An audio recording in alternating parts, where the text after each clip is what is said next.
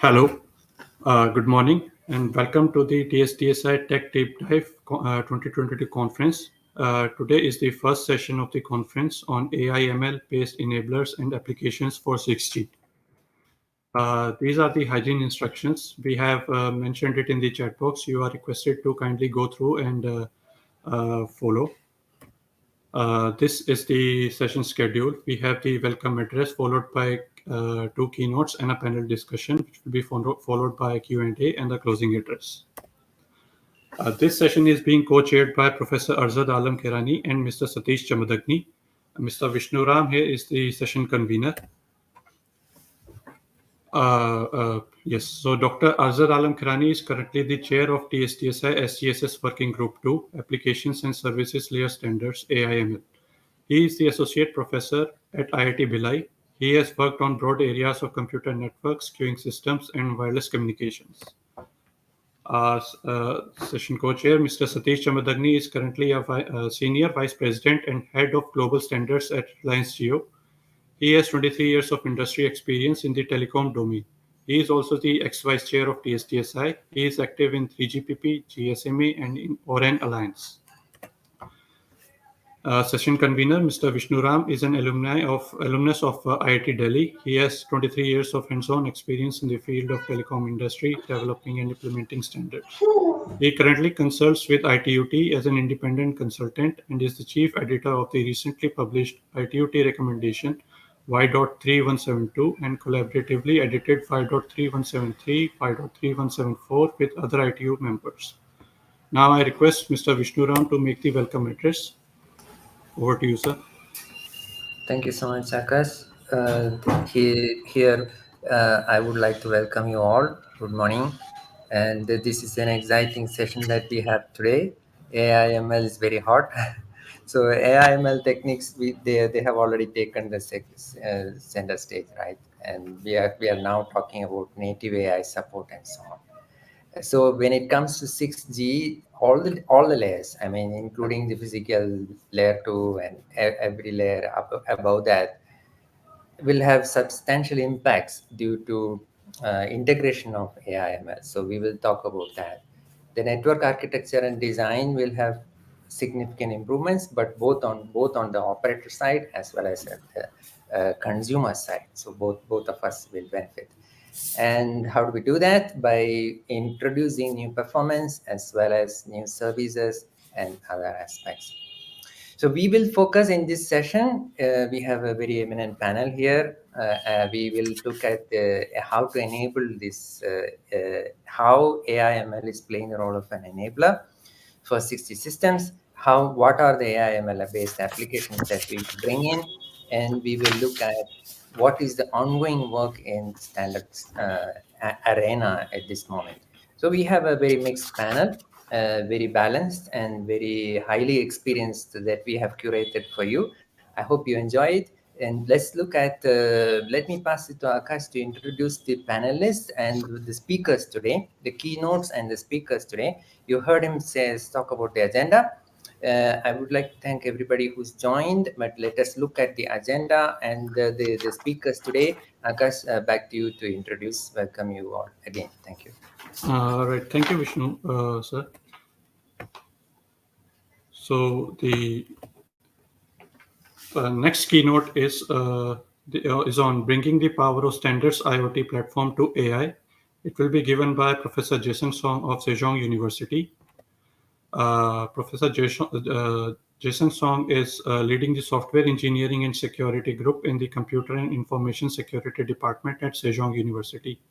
He holds the position of 1M2M Technical Plenary Vice Chair, IEEE ComSoc IoT Architectures Research Group Chair, and TTA IoT M2M Convergence Special Project Group Chair. We have his pre-recorded presentation, so I request Mr. Asif to play it. Thank you.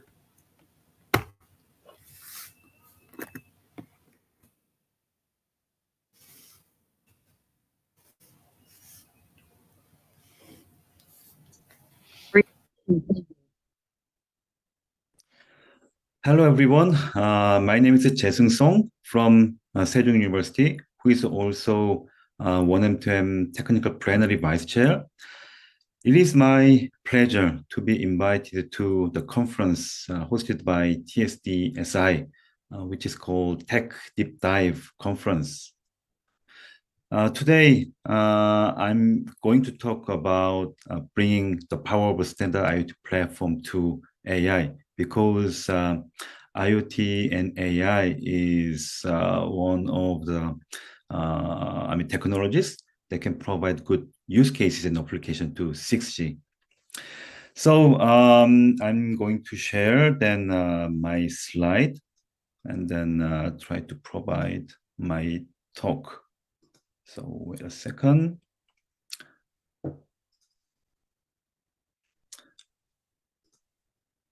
Okay, so I hope you can see my screen. So as I said, the title of my talk is Bringing the Power of a Standard IoT Platform to AI. So in this slide, I would like to talk about motivation, why I try to discuss about IoT and AI. And also, I would like to share how to support common AI ML features via IoT service layer platform.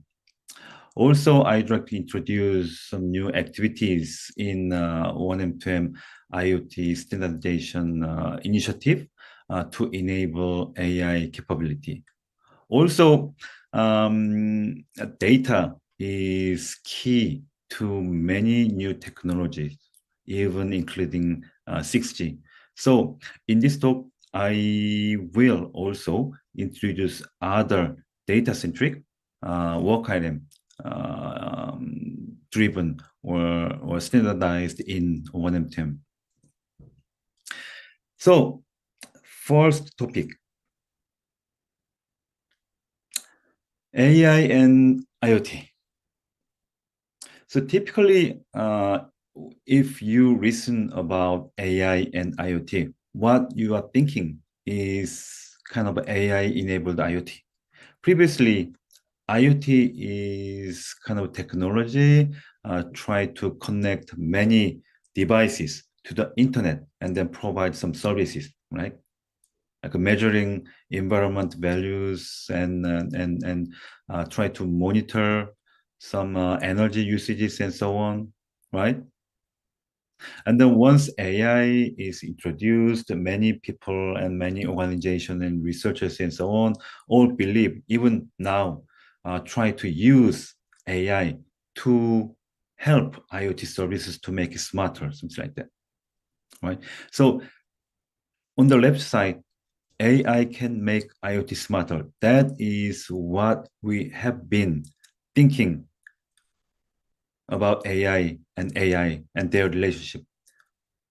But on the other way around, how AI and machine learning is working. Try to think of how they work and what are the key features for AI and ML to be successful in their services or application. Data is key for the success of AI and ML. And then where data comes from. Most of the data used by AI ML are coming from IoT platform, right? For example, maybe we can use the example that using AI in smart home. How we are using AI in smart home.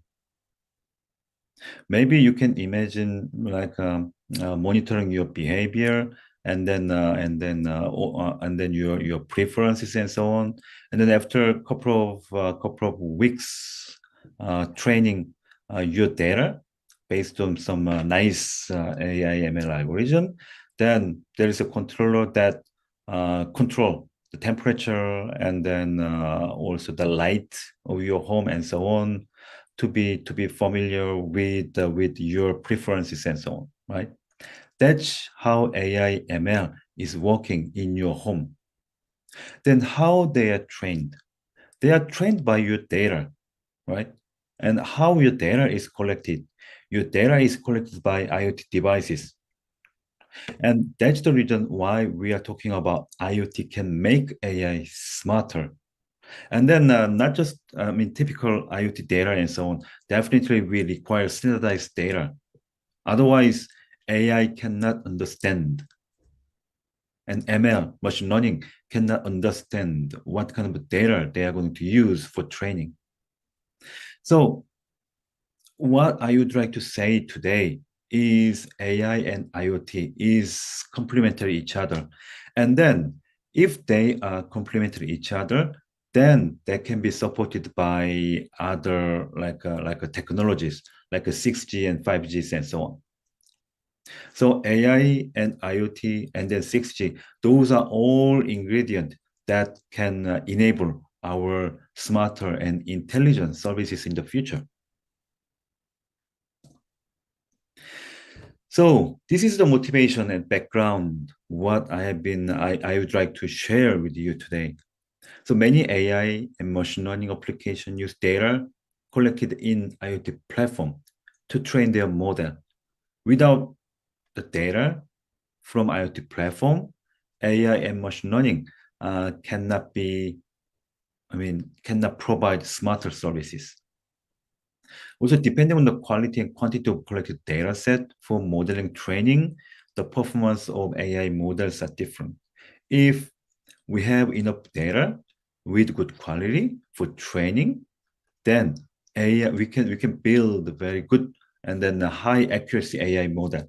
But if we don't have enough data, or if we have poor data for training, then definitely the outcome of AI and ML will be not enough. As I said, data is most important thing for AI and machine learning, and then IoT platform, which is a placeholder to collect and manage various data, is key to successful AI and machine learning. So in order to build a good model, it is very important to have good data management and so on. So that is the motivation and background of my talk.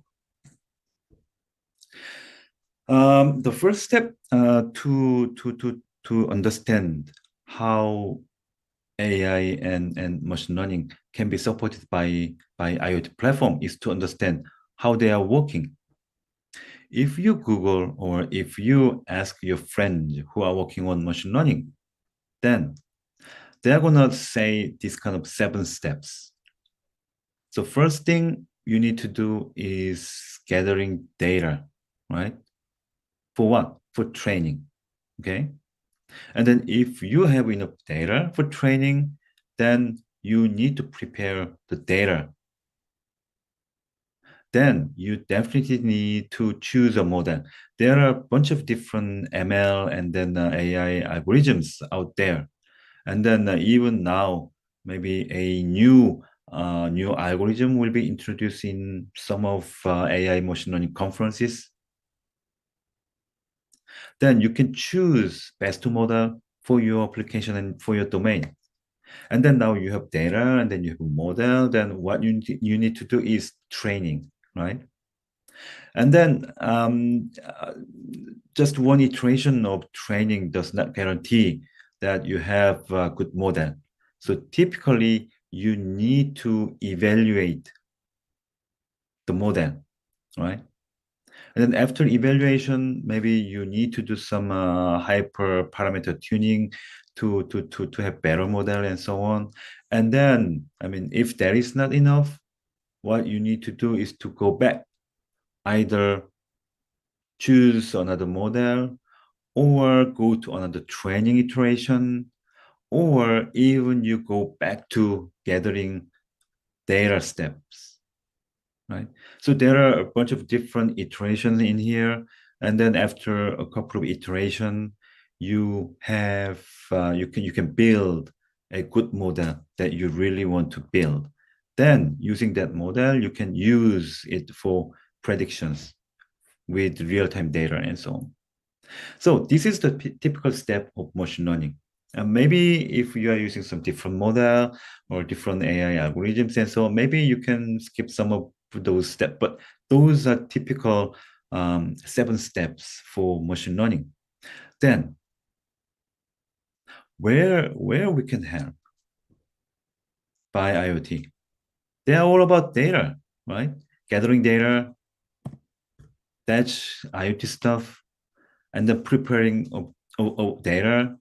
Definitely, because data is stored in IoT platform, that preparation or doing some something on the data that can be done in IoT platform. And then training, because data is collected and stored in IoT platform, though, so it can be trained in IoT platform, right? And then also hyperparameter tuning, even hyperparameter values can be a data for IoT platform. And then prediction, because after we have a good model, then it can be used for prediction. And then what prediction meaning is to consume real-time data and then do some prediction, right? So all those different steps require IT platform.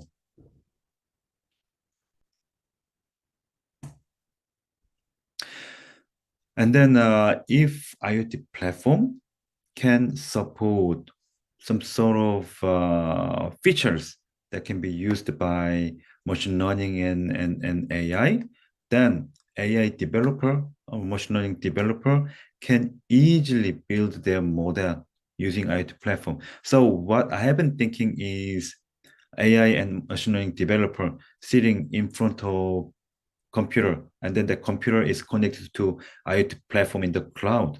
And then what they can do is do some click, right? I need to use this data for training. And then if that data requires some prerequisite or pre-processing and so on, then AI machine learning developer can ask IoT platform to do some preparation. And then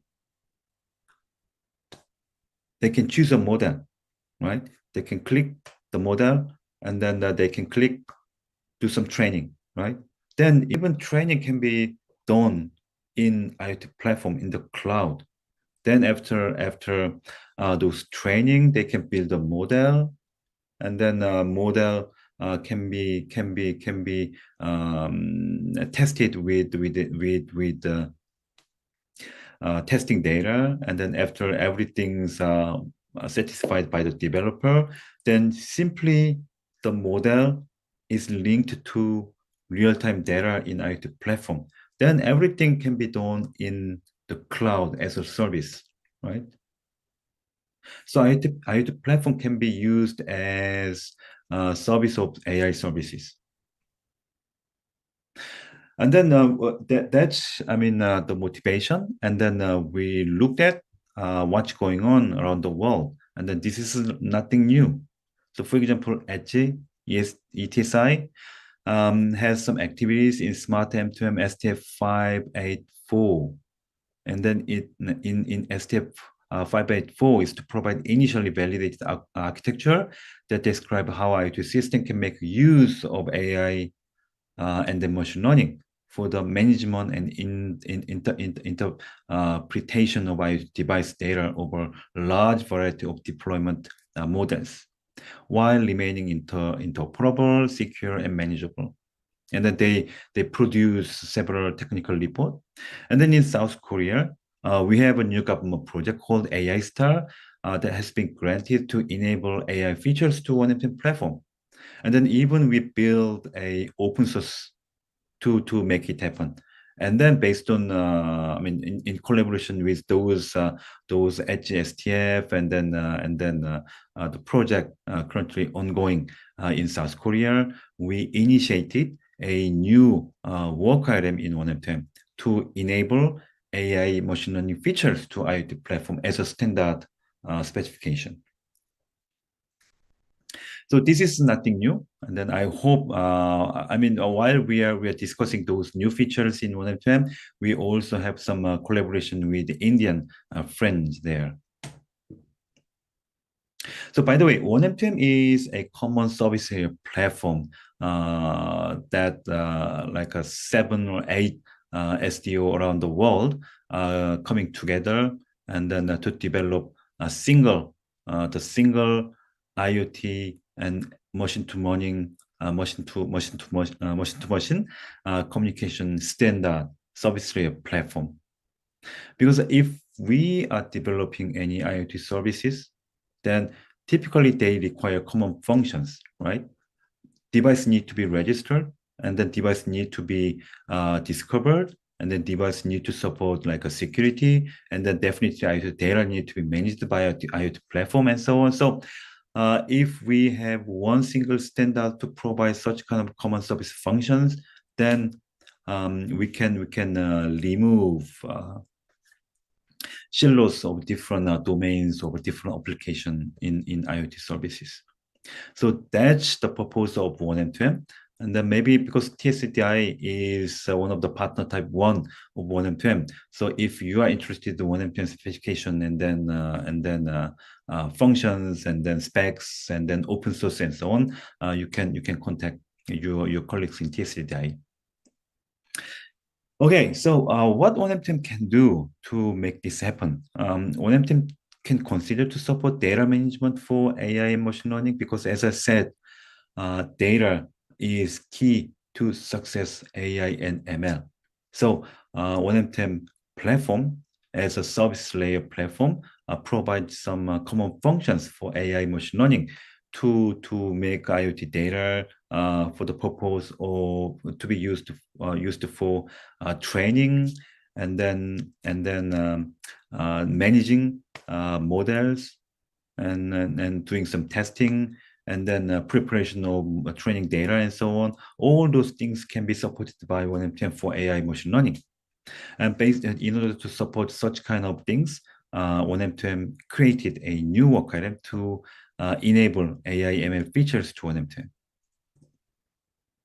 So as I said, our purpose is to develop AI and machine learning features as a common functions to IoT services and AI and machine learning services. So together with like a registration function and discovery function and security function, we are going to support AI machine learning functions to developers. So they can easily use those functions in a standardized way. So this is high-level concept. So 1M2M system should be enhanced with a new common service functions like AIML, and then it can support a set of new resources, and then it can support a set of new features for AI ML capabilities. And then if we support such kind of new functions, then it can support various AI ML use cases. Maybe this is a good time for to introduce a use case.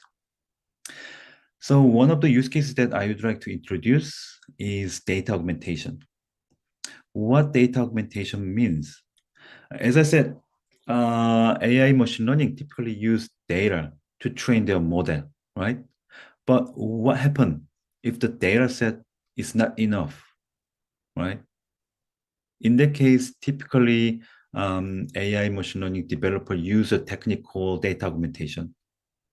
This data augmentation technique is artificially generate different versions of a real data set by adding slightly modified copies of already existing data or newly created artificial data from existing data to increase its size.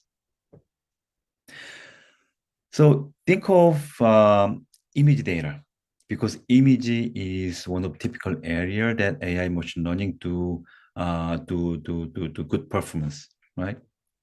But if we don't have enough data, then what we can do is to use this kind of data augmentation technique. For example, we can apply flipping. The image is flipped horizontally or vertically. And then we also can apply rotation as augmentation technique. In that case, image is rotated by a degree between 0 and 360 degree. And cropping is a technique. A section of an image is selected and cropped and then resized. So what if IoT platform provide a function to generate different versions of data set? So you have a data like an image data, like a 10 image data, right? Like if we want to distinguish apple out of different fruits, then we have like a 10 apple images. But typically, I mean, 10 apple images is not enough to train a model. In that case, what we can do is bring a camera and then take different photos of apples. Then we can build our data set like 100 or thousands apple images. But I mean, taking photos of those apples take ages, right? So even we can have bunch of, I mean, large data set, but it takes time and then also effort. Then what we can do is just store those image data in IoT platform and then ask IoT platform, I need data augmentation. So rotate my Apple photos stored in 1M10 platform to write every single 1 degree. Then from one image, you can generate 359 additional images, right? And then all those have the same label, like Apple. And then for each images, you can make a cropping, you can apply flipping and so on. So from one data, one image, Apple image with the labeled with Apple, you can generate like 1,000 images, right? Those are all used for training. And then with single click, you can generate it, right? So this is typical good use cases for us to use IoT platform for AI machine learning services as a common function.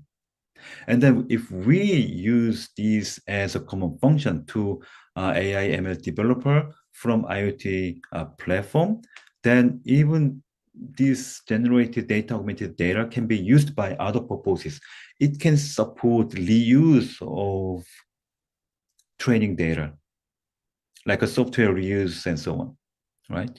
So this provide really a good power or good tools to AI ML developers. So this is showing kind of some procedural diagram that I explained to you. And then also we have a bunch of different use cases, last mile delivery.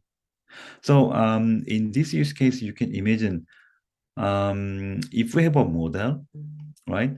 Then such kind of model typically need to retrain if that model is used in a place that changes every day.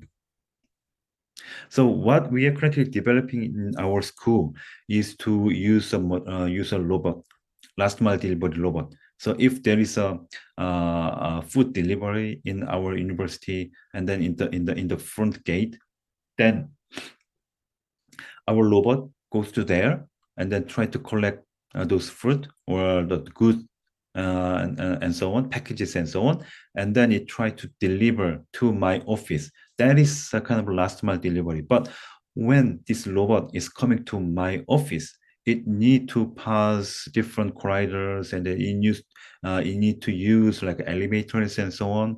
But typically those corridors in the building, like especially like a school building, university building and so on, changes a lot daily, right? So some student may left something on the corridors, and then sometimes the object of the corridor moves different places and so on. So every day the status of the corridor is changing, right? So then whenever this last mile delivery robot is passing those corridors and so on, it try to scan the corridor images and so on. And then it is sent to the IoT platform and then it is stored as a training data. And then once every day, the IoT platform try to rebuild a model based on collected data, right? So then every day, IoT platform try to rebuild the model, and then the built model is provisioned to last mile delivery robot.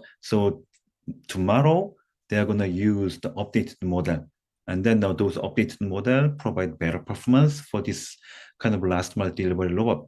So even IoT platform can support reinforced machine learning schemes, right? So this kind of, rerunning mechanism can happen differently, like based on the daily or based on a certain amount of training data or on demand and so on. So IoT platform support various new features for AI ML developers as a common function.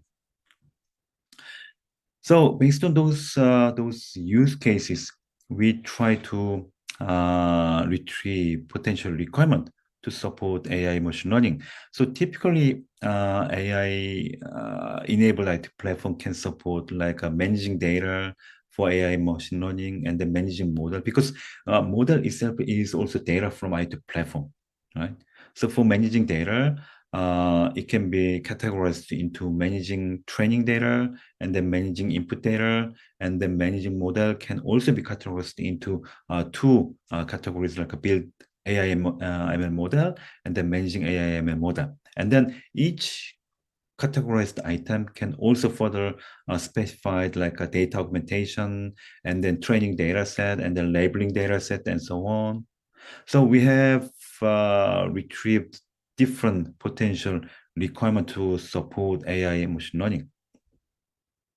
So this is just one potential solution, because at the moment we are just identify and then just discuss about kind of a potential solution. So this is one of the solution that we can consider.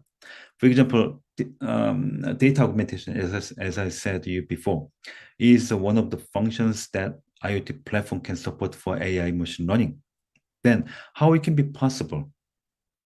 Those data for data augmentation, like parameters and so on, can be stored as a resource in IoT platform.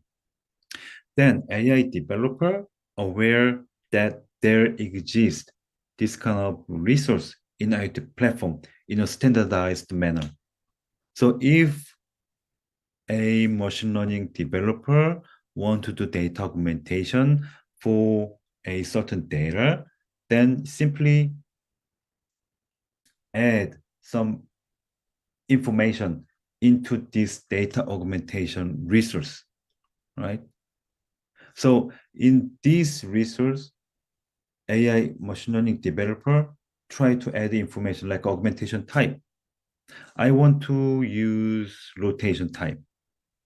And the source resource is pointing out what is the source images, right? And then also augment parameter, store required parameter for the selected augmentation type. So because like a cropping and then resizing and then rotation, they all require different parameters. In the case of rotation, you need to direction and then also degree and so on, right? And then how many augmentation you want to generate.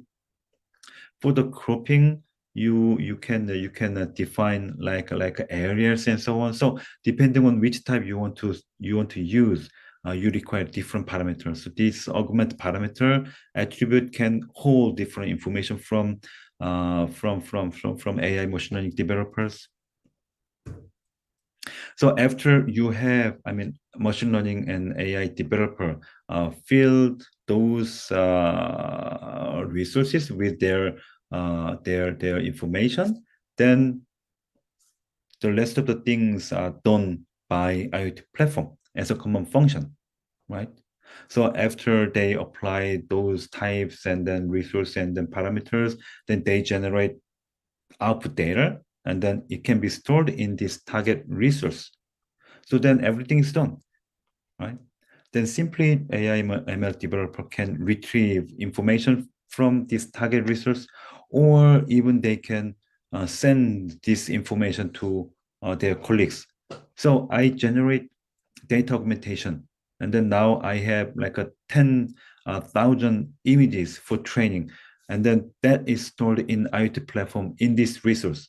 So this is the URI that you can use the training data then please use it. So you can even send this link URI to your company developers. So pretty much easy, and then very useful, and then as this is supported by standardized manner, then it can be easily used by others as well. And then data labeling, data labeling is also one of the important features in AI ML, and then also it's very, very time consuming. To be honest with you, in South Korea, we have a big project that try to label data for AI machine learning. We selected different application sectors and then provide funding them to generate data and then also label those data for the purpose of AI and machine learning. And then those labeled data is open to public, and then many AI machine learning developer and scientists and so on, they use it. But it takes ages and it takes a lot of resources, right? And then they are even generating a new tool to support data labeling. But as I said, this can also be supported by IoT platform, right? So we have these kind of potential solutions that can be used. And then based on our developed standardization and then open source, we have shown AI enabled IoT based on the 1M standard in Edge IoT Week 2 to 3 weeks ago. And then I would like to introduce several new work items in 1M10 that are focusing on data management. Right? This AI-enabled 1M10 system that I already introduced you.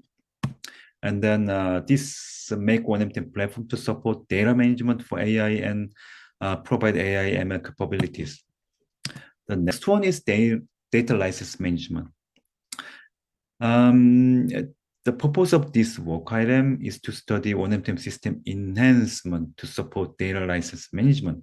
So maybe you are aware of linked up data. The power of linked up data is to link different data having some relationship each other, so that if you have discovered one data, then easily you can discover other linked data, right?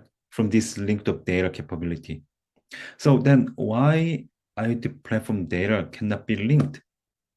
Definitely it can be linked, and it can be supported as linked up data.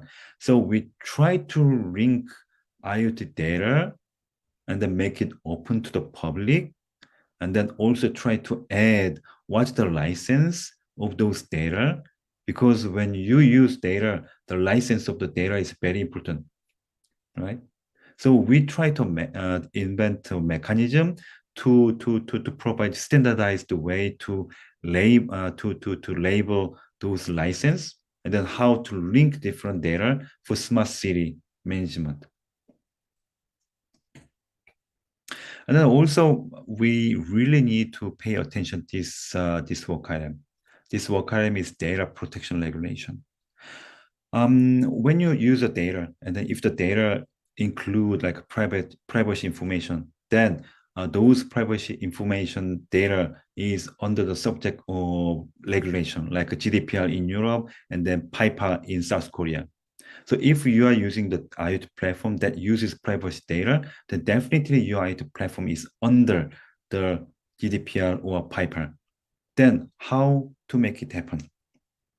How to support the light to be deleted, and then how to support like anonymization and then pseudonymization of your IoT data.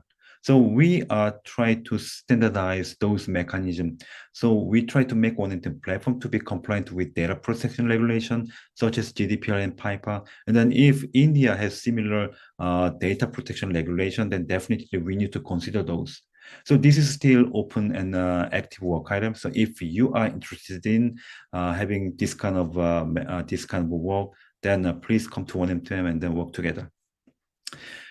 So that's all for my talk. today. So I hope you understand what's going on in 1M10 global IoT standardization, especially to enable AI ML features and also try to manage data that is very important for future services, including 6G. So thank you very much. And then if you have any questions, please send me an email. Then I will try to respond to you. Thank you very much.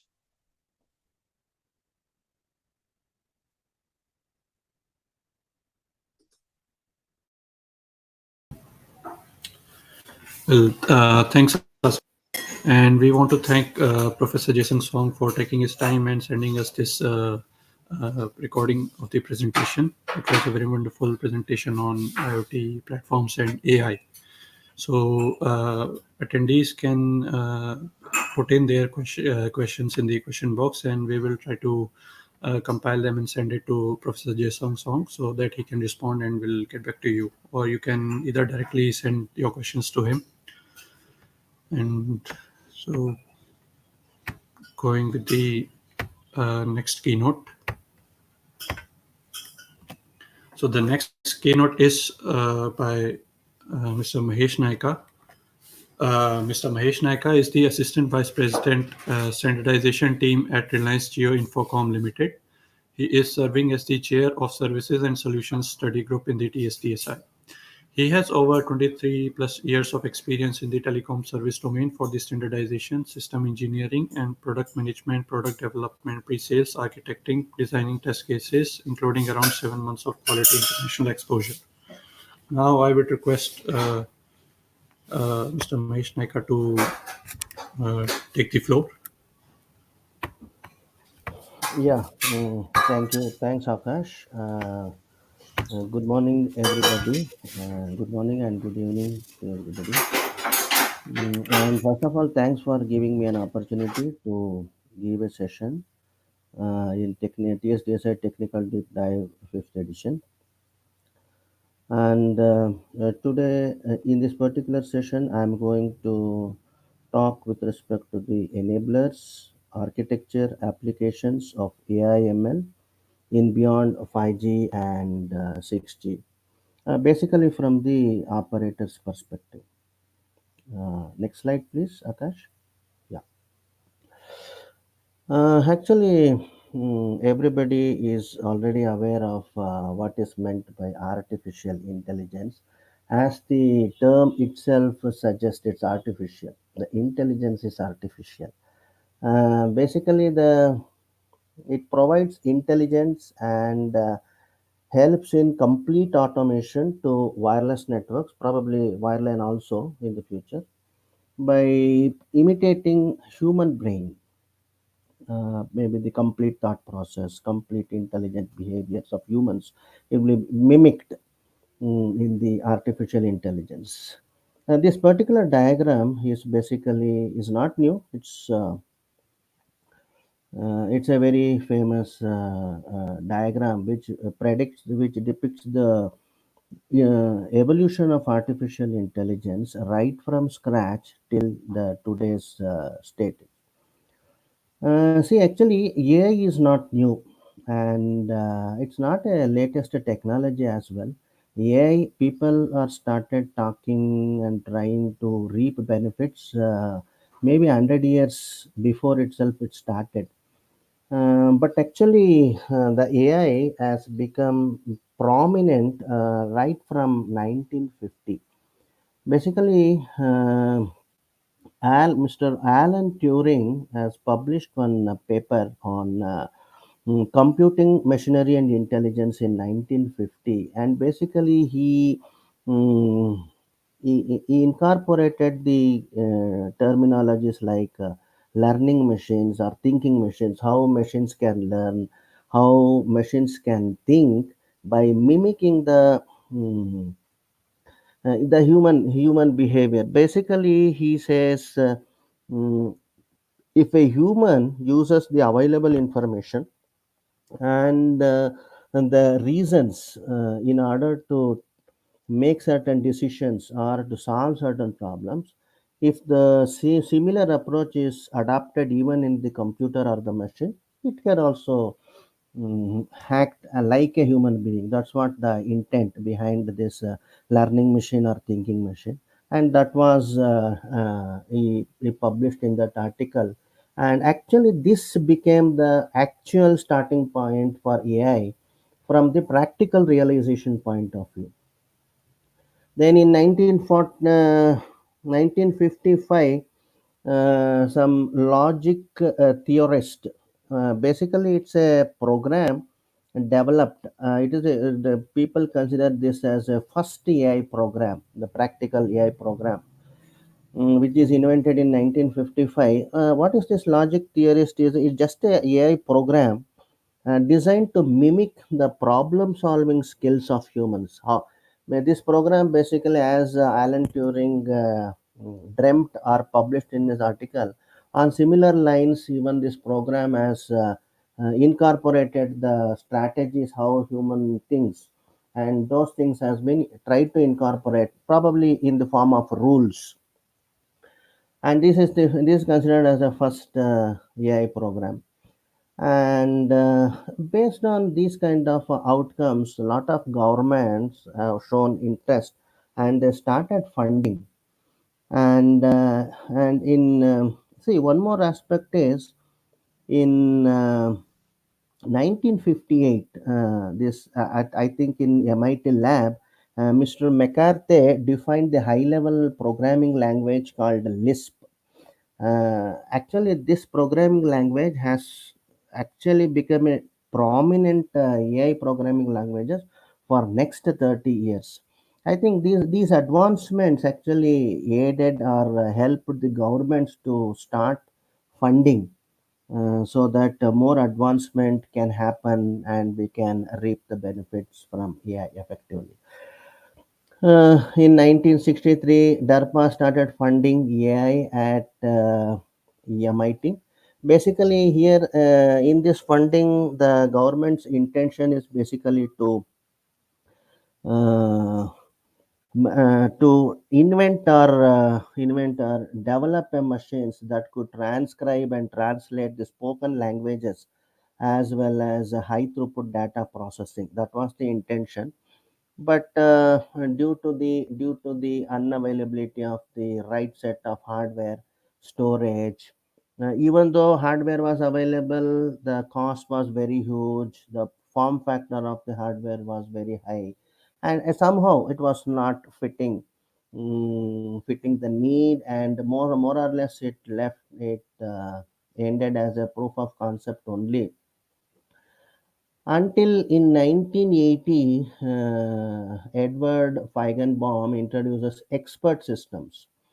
This expert system is another AI program or the software or the solution. Here also, it actually mimicked the decision making process of a human expert. This is something like the machine will try to learn the decision making strategy or the process by experts, human experts, and it will store all those strategies as a rules. And it's something similar to training the model in the today's jargon. And the non-experts can consult this program or the solution or the computer to get the to take right decisions which are decided by the machine. So these are all key advancements which triggered the scientists, the academicians to start focusing more on artificial intelligence. If we see in 1982, Japan's fifth generation computer project was started, and the main intention of these Japanese investment is to build intelligent computers running on Prolog. Then, and in 1986, the first autonomous car was designed. And one more key point is in 1997, the IBM's Deep Blue machine actually defeated the world number one chess player, Mr. Gary Kasparov. So this is the point where the machine is becoming closer to the humans' thought process or thinking or how they take decisions. And all these things led to the scientists and academicians to focus more on coming up with the new sorts of algorithms, which today we are talking about, like machine learning, then then deep learning kind of thing. For example, in case of machine learning, a lot of algorithms like supervised learning, unsupervised learning, semi-supervised, reinforcement learning, basically to address the issues like regression, then dimensionality reduction, clustering, etc., kind of uh, functionalities. So now this is, see, the advancement of artificial intelligence techniques is one of the key enabler for even the other parts of the ecosystem, like the hardware ecosystem, the storage ecosystem, and also the human skill enhancement. These are all become this has become the trigger point for enabling those ecosystems. Next slide, please.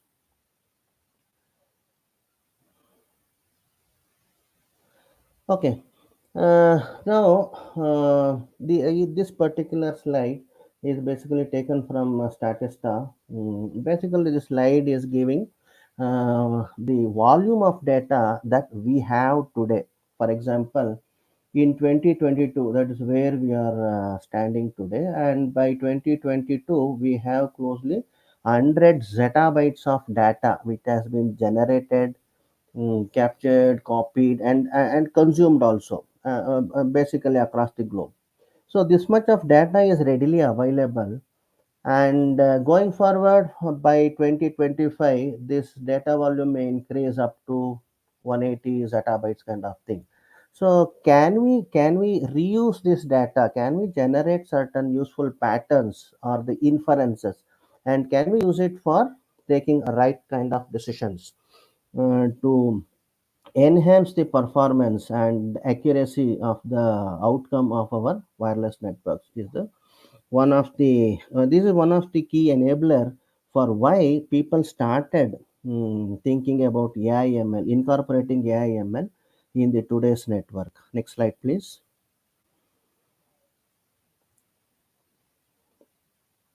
Okay. So now data is available, huge data is available. Can our classical CPUs process that huge data?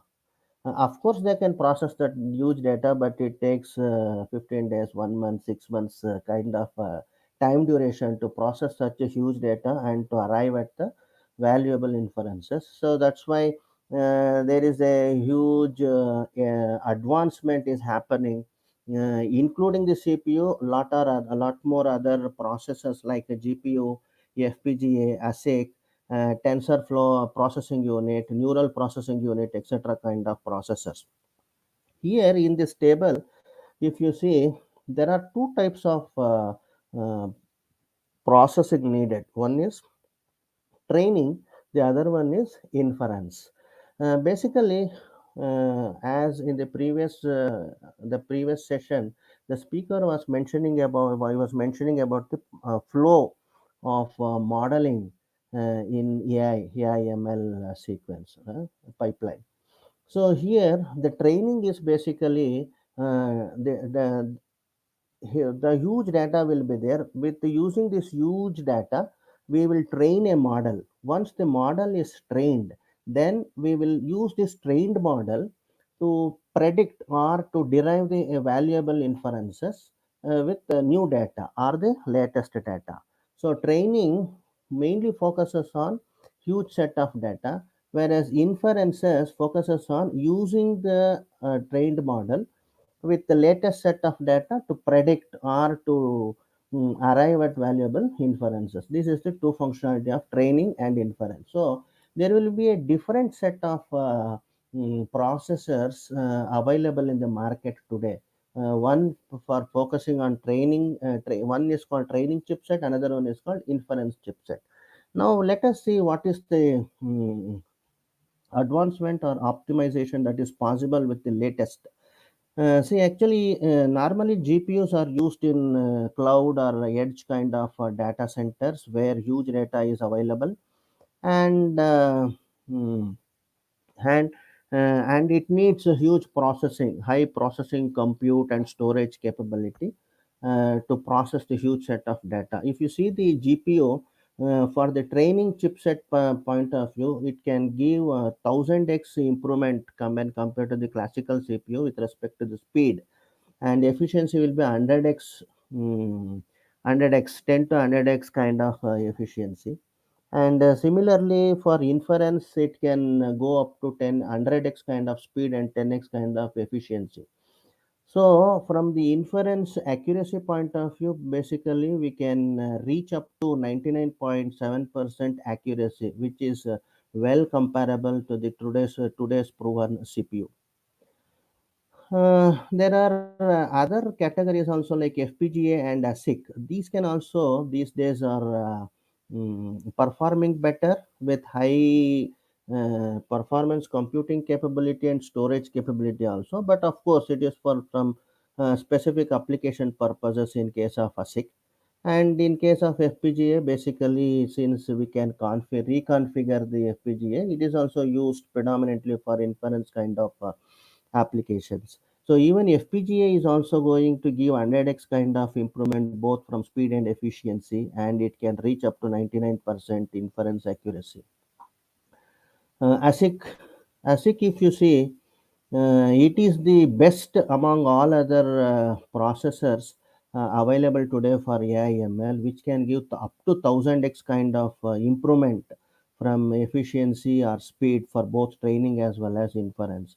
If you see here, GPU can be utilized for training as well as inference, both at the cloud as well as the edge data centers. FPGA is used only predominantly for inference. Probably going forward, even it may be used for some basic training aspects also, based on how much data is available. ASIC is application specific, as the name itself indicates. So it will be used for specific to certain applications. It cannot be used for general purpose applications. So these are the processors available with the capability, which definitely helps the industry, help the AI industry to start focusing on practically realizing the AI ML to reap the maximum benefit from AI ML. Next slide, please. Yes. As I said in the previous slide, there are almost already a lot of processors available, which is helping us to practically think of reusing the hardware. Basically, I have tried to capture some of the processors. I have actually picked randomly, and this is not the only list of processors, but just to show that there are already processors available for AI, I have chosen this list. If you see, from the Alphabet company, there is a tensor processing unit (TPU) available, and this is specifically for ASIC type for specific application within the Google applications. Basically, it is meant for TensorFlow framework from Google. It has got both the variants like Edge TPU and Cloud TPU. It can be used both at the cloud as well as the edge. And if you see, it supports petaflops of compute. I think something like close to 100 petaflops of compute. And it will be used for both machine learning, deep learning, and also recently it is being used for simulation of quantum computing applications, I think, which is the future computing technology for the wireless communications. Now, from Apple also we have two sets of processors. That is A15 Bionic processor, predominantly used for mobiles. M2 processor for Mac machines. It's a 5 nano chip. I think it's a 5 nanometer chip basically, and it has got two high performance cores and four high efficiency cores, and it has five GPU cores. In case of M2 processor, they have 10 GPU cores and 16 cores for specifically for a neural engine for AI kind of applications, and it supports 15.5 trillion operations per second. You can just imagine how capable the today's processors are. And they have 15 billion transistors and 20 billion in case of M2. ARM also is not lagging behind. ARM also is having processors which is used for AIML. So it has got Neoverse V series processor, which is also used for cloud to edge purposes. All these days, we were thinking that ARM is predominantly used for devices. It can also be used for mm, cloud as well as the edge purposes. It has got up to 128 plus cores, and which can be used for high performance computing, and also it has got AIML accelerated workloads. There is one more version called Ethos, which is a neural processing unit, which is specifically used for ML interference processor. And from Intel, we have two variants, that is Gaudi 2 processor and another one is Greco processor. Uh, Gaudi 2 processor is predominantly a training processor, which has got 24 TensorFlow cores, and it is predominantly used for cloud and also edge purpose, where huge data will be there to train the model. It is used for deep learning, computer vision, natural language processing kind of applications. And Greco processor is an inference processor, which will be used for getting the inference from the already trained model. So it is rest of the parameters are similar to Gaudi processor. Next slide, please.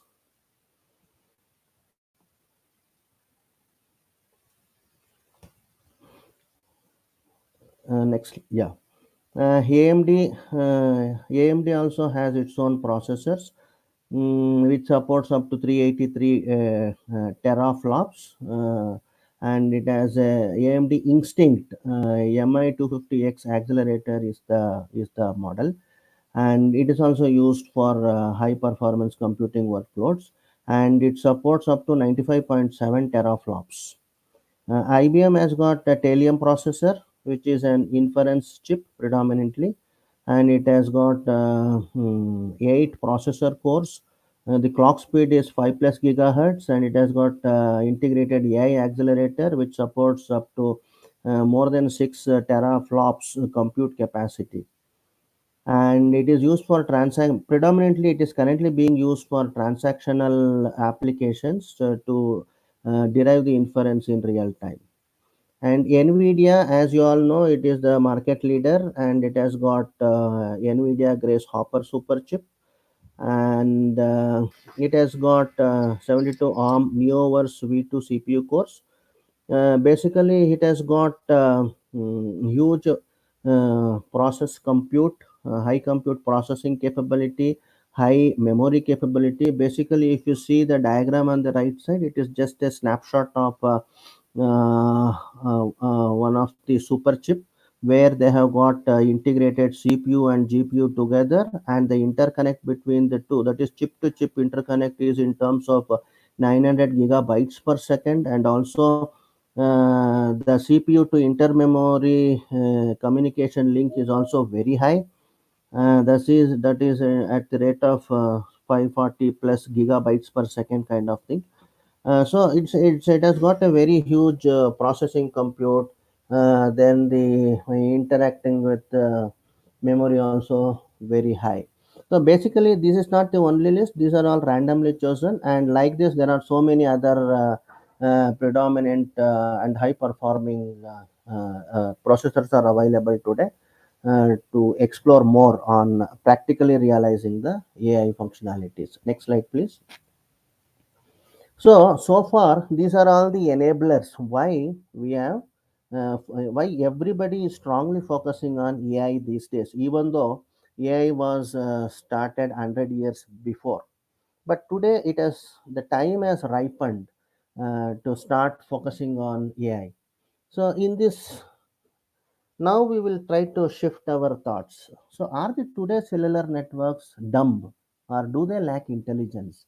This is the question we should understand first. In figure A, I have just written a classical network where we have UE, that is the device, base station, core network, management entity, and data network. This is a normal classical network. Does this network dumb? I don't think so because it has got its own intelligence. I have just taken 5G kind of reference in this particular discussion. It is applicable for any of the technologies. So in this figure A1, actually we have identified couple of decision making entities like active entities. Like within base station, we have RRM, Radio Resource Manager, which can take decisions. Then Max Scheduler, which can take decisions at every millisecond time frame. Then in core network data analytics function, which can generate analytics data, which serves as input for other core network entities to take the right decision.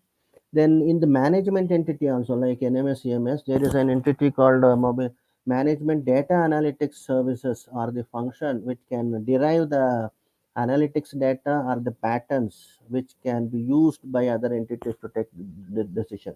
So already some intelligence exists in the today's network, and with this particular intelligence, maybe the intelligence level may be L0 or L1, but some intelligence exists. With this intelligence itself, operators are able to achieve something like, let us say, successful outgoing calls 98%, 99%, successful handover 98%, etc., etc. Now let's move to the next figure A2. That is, sorry, previous slide, please. In figure A2, SON has been introduced into the same network over and above those active entities.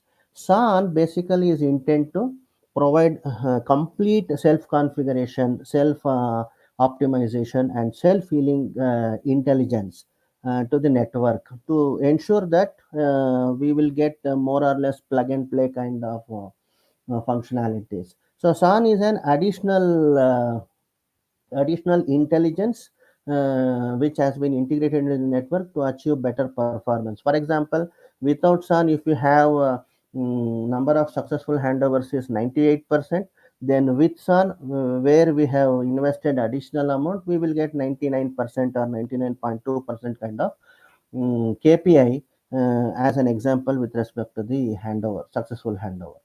Then, from the HETNet point of view or from multi-vendor perspective, we saw certain issues like one vendor may not be cooperating well with the other vendor-based entities. So then that's why the ORAN came into the picture, and ORAN has been integrated into the network with its own additional intelligence, like near real-time RIC can have its own XApps to control certain functionalities, to take certain decisions, right decisions, and control the E2 nodes in the right direction. And at the management entity also, non-real-time RIC has been introduced with a set of RApps, which can which can also actively generate certain decisions to convert it to the policy, and policy gets further channelized to near real-time RIC and E2 nodes. And these are all the active entities, and the intelligence at different levels has been incorporated in the today's network. Next slide, please. Now, let us come back to the artificial intelligence. So, the left side is the generic artificial intelligence framework, and it is not new, it is already been known to everybody. So, basically, the left side, the figure shows the data collection entity which has the huge set of data, and from this data, we will actually say use the training data for the model training entity to actually uh, uh, model the to train the model. Then the model inference is an entity which will use the trained model. Once the model training trains the model, it deploys that model to the model inference entity via this interface. Then model inference will use the trained model, By using the inference data to the trained model, we can derive the inference output. This inference output is used by the actors. When I say actors, it is the so-called active entities in the classical networks. So these actors will use these inference outputs to take right decisions to achieve the maximum optimal performance. And these actor can also send those decisions to the data collection entity as a feedback so that it can be further enhanced. The model can be retrained for better optimization. The right side table actually gives the different levels of network intelligence available. Probably so far we were discussing about the intelligence exists in the classical network. It may be well within level 0, level 1, or level 2 kind of thing.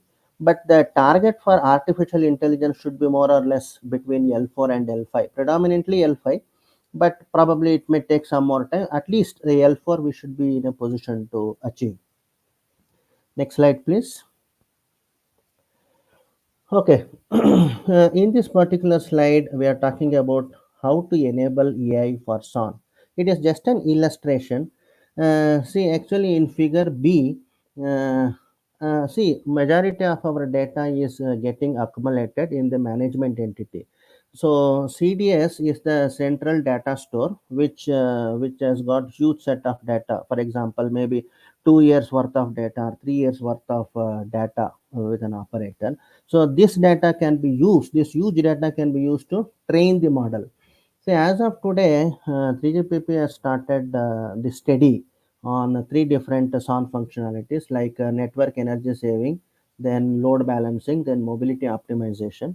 Basically, these three functionalities will get three different models getting trained with the training data from CDS. Then once the data is modeled, then these three models will be deployed into the model inference, where it's MINFS stands for model inference for network energy saving. So this trained model, we will send the inference data to this trained model, which generates the inference output, and this inference output will be utilized by the respective SON entities, which acts as an actor to take the right decisions. So here the AIML modeling has been introduced to aid the active entities, SON active entities, to take the relevant SON functionalities. Well, once the SON is uh, enabled by AI, it can continue further as in a normal fashion as usual. So since there are only three functionalities has been taken as of today, there are other SON functionalities which needs to be continued in addition to the AI enabled these three functionalities. So these two entities are actually taking care of other SON and SON functionalities.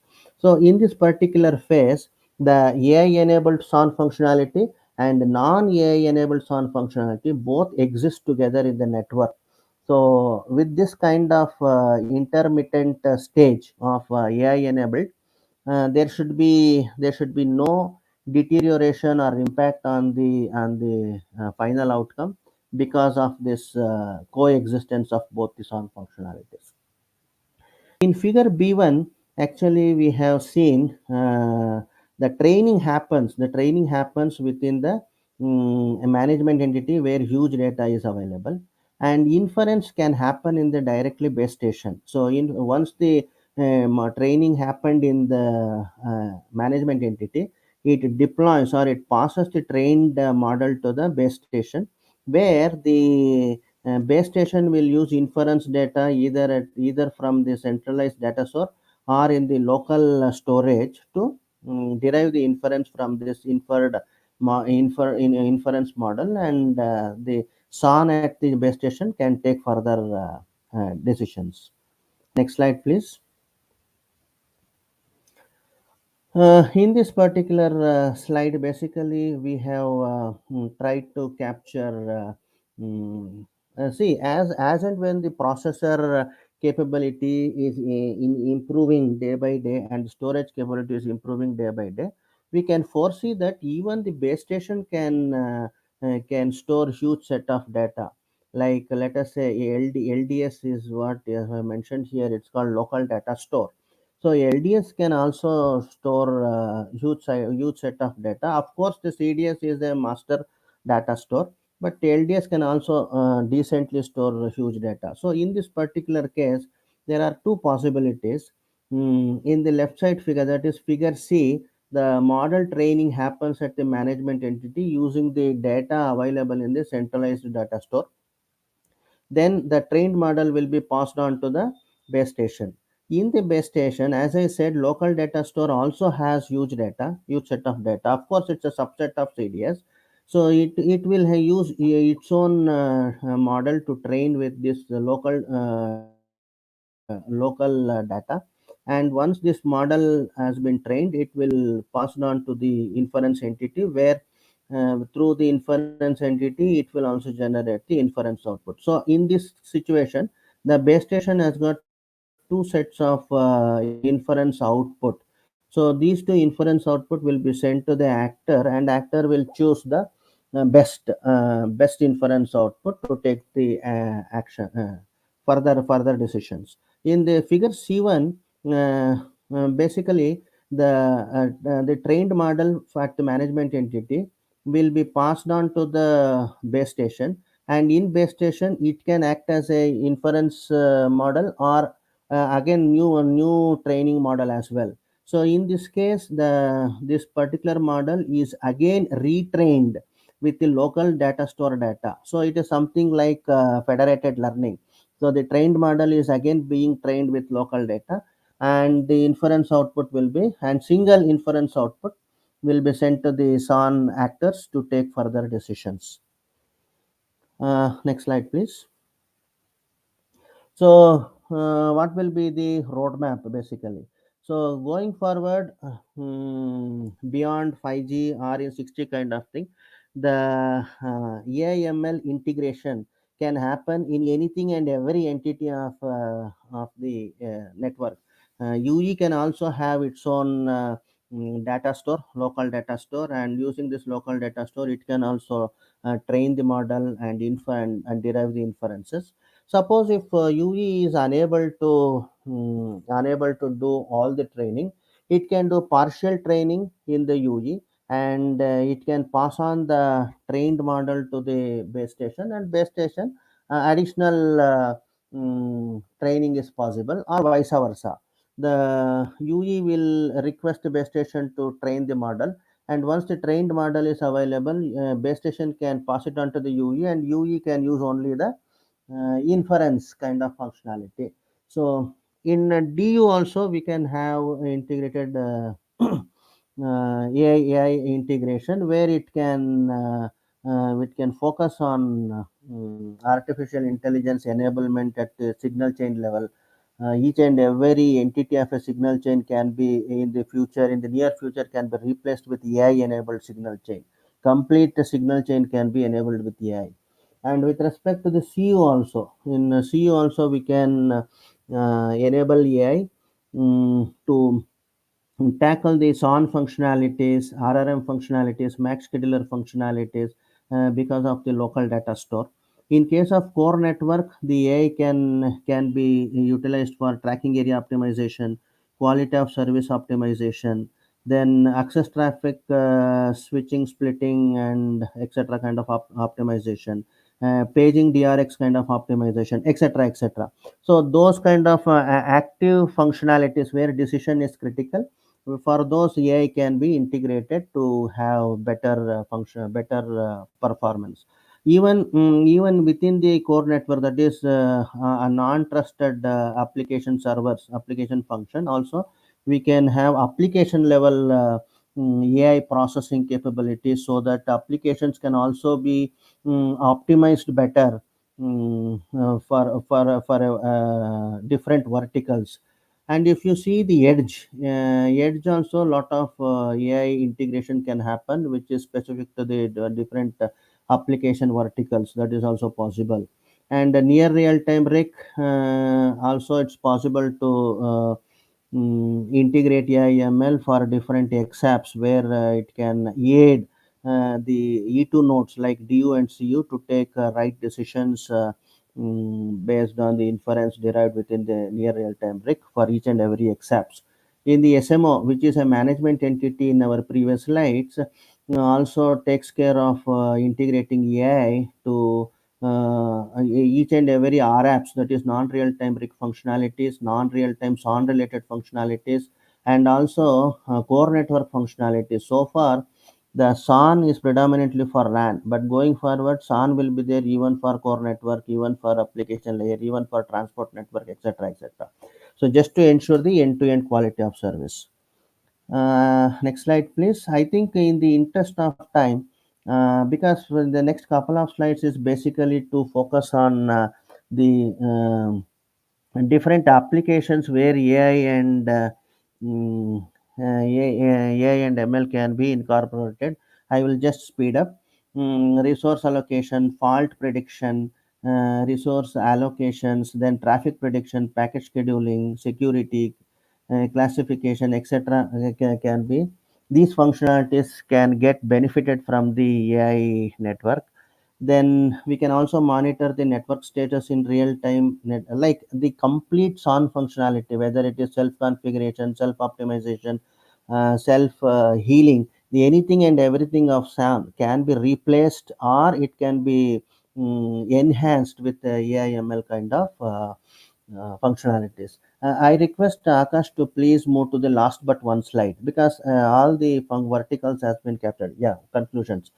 So conclusions here is, see, it is not a conclusion. It is more or less like a expectation or the dream for beyond 5G and 6G. See, time has ripened for the practical realization of AI algorithms for more accurate results. The 5G advanced may partially utilize the AI techniques, but the 6G and beyond shall completely enabled with AI at all possible opportunities.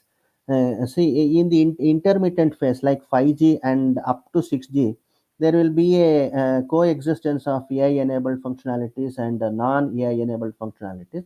So these two should coexist without deteriorating any major performance. Then every decision shall be AI based in 6G and beyond. In beyond 6G, everything should be AI enabled. And with respect to RAN, SON has already optimized the results to the maximum in majority of the use cases at additional cost. The AI should achieve better results with no or less extra cost, because AI is going to replace SON. Already SON is performing at optimal level.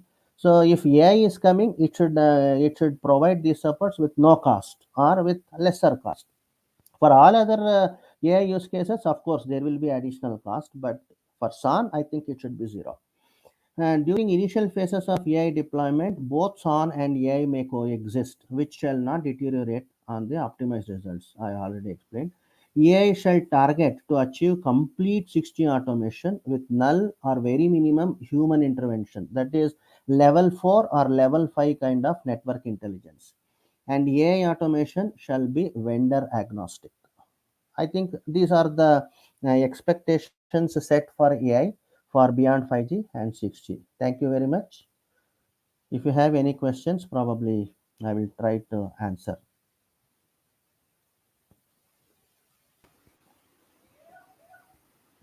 Thanks, Mr. Mahesh, for the wonderful presentation. The reference of Alan Turing and the timeline on the first slide and the detailed information of enablers and applications.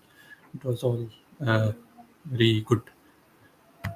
So we have a question from Ms. Bindu Srivastav. I think it says, are any studies being carried out on Indian consumer usage patterns and network traffic? Yeah, actually, a lot of studies are happening, not only from the Indian consumer usage patterns and network traffic. Basically, complete study is happening on how to utilize the latest machine learning and deep learning uh, techniques to enhance the performance of the usage patterns from the operator perspective, from the device perspective, even at the edge. But we have added the edge to basically to reduce the latency, uh, basically to enhance the user experience level. So I think very soon we will be going to enable the AI, and definitely it adds value from the end user perspective and also from the operator perspective. But study is ongoing. Thank you for answering to that. So, as we don't have any further questions on this keynote, we shall move to the panel discussion. The okay. So next we have a panel discussion on role of AI ML in evolution towards 6G, which will be moderated by Mr. Satish Chamadagni. We have session panelists Professor Brijesh Lal, Dr. Sai Dheeraj, Dr. Serene Banerjee, and Mr. Thomas Pasikolo. Mr. Brijesh Lal is the professor in Electrical Engineering Department and has earlier served as the head of Bharati School of Telecom Technology and Management at IIT Delhi and the coordinator of 2 centers of excellence. He is also the in charge of an IoT laboratory that he set up in collaborating with Samsung. Welcome, Professor Brijesh. Thank Next you. is Dr. Sai Dheeraj. He is the head of R&D with WISIC Networks and adjunct assistant professor at IIT Hyderabad. He received the BTech degree in Electrical Engineering from IIT Madras in 2009 and the PhD degree in Electrical and Computer Engineering from Virginia Tech in 2015. He is a governing council member of TSDSI and he represents IIT Hyderabad and WISIC in various standardization meetings in 3GPP, TSDSI, and ORAN. Welcome, Dr. Sai Dheeraj. Dr. Serene Banerjee is a master researcher at Ericsson Research. At Ericsson, she is focusing on developing ML, RL, and causal AI algorithms for radio access networks. Prior to Ericsson, she was with Texas Instruments, HP, and Johnson Controls. She has 28 applications, 9 granted patents, and several pending currently. Welcome, Dr. Serene. Next is Mr. Thomas. He is the program officer in the Telecom Standardization Policy Department of ITU Telecommunications Standardization Bureau, TSB. He coordinates and manages the ITU AIML in 5G Challenge and is an advisor to the ITUT focus group on autonomous networks. Welcome, Mr. Thomas. Now, let me hand Thank you. over to moderator, Mr. Uh, Satish Jamadagni, to take over the panel discussion. Over to you. Thank you, Akash. So I heartily welcome the panel. To set the tone for the discussion today, just want to summarize what's happening in ITU as far as the IMT 2030 discussions are concerned from an AI perspective. One of the key discussions that is happening in ITU is with respect to the native AI as far as 6G is concerned. Native AI. I mean, I, for one, do not understand what native AI is, but there's a lot of emphasis on AI, of course. But native AI, that's a bit of a tricky thing. So, uh, there is, as far as AI is concerned, there are 3 aspects that I look at. One is, of course, there is a lot of processor evolution to handle AI. That's primarily to handle matrix multiplications or basically given specific set of repetitive computation that's happening. The other aspect is uh, an effort to make AI mainstream a bit forcefully. The other part is, of course, where genuinely AI can bring in a lot of value. So, I mean, there are 3 distinct streams. There's a lot of gain which has already come in as far as the hardware is concerned. For the first time, we are thinking outside of the one Neumann architecture or your DSP architecture or any of those other conventional architectures which was there, which is good anyway. Quite a bit of investment has come in. So specifically from a 6G perspective, I want to start with asking a question of what is your broad. I'll make it a bit more broad. I'll leave this question a bit broad for to hear your understanding. What, in your opinion, uh, is it that AIML will bring onto the table as far as 6G is concerned, or in general as far as telecommunications is concerned? Because as the previous speaker was saying, the time is right, but then how, when, where is typically the question. So So I would like to ask this question to Mr. Brijesh Lal, and we'll go across the panel. Mr. Brijesh Lal, the floor is yours. Yeah, okay. Thank you, Satish. Interesting question. Good place to start. And also, thanks for sharing how you feel about AI and the idea of it being native. Yeah, so that's interesting thoughts. Maybe if you have time, we'll discuss it in the end. But right now, what role can AI play in 6G or in future communications in general is something that we might want to say a few words about. So the idea here is that AI ML as a tool has reasonable potential. So that is a given. It has matured over the last few years, and it has proven to be quite an effective tool for multiple applications. It was only a matter of time before the telecom community started using more and more of AI/ML. And it seems to have happened possibly at the right time. When people moved from 4G to 5G, the biggest change was that the telecom network was being looked at more holistically. It wasn't just a means for talking to each other or supporting data, but what is it that can support the communication needs for the future? So in a sense, the 5G is way more spread and has a much larger scope as compared to 4G. Now, whenever people take steps which enhance the scope or make them move outwards, there is this need for consolidation.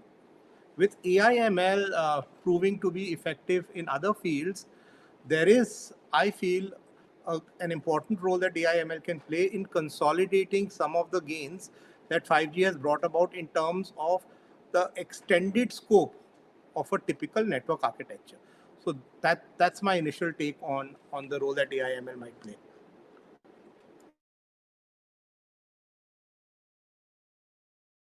You might have to unmute yourself, Satish. Sorry.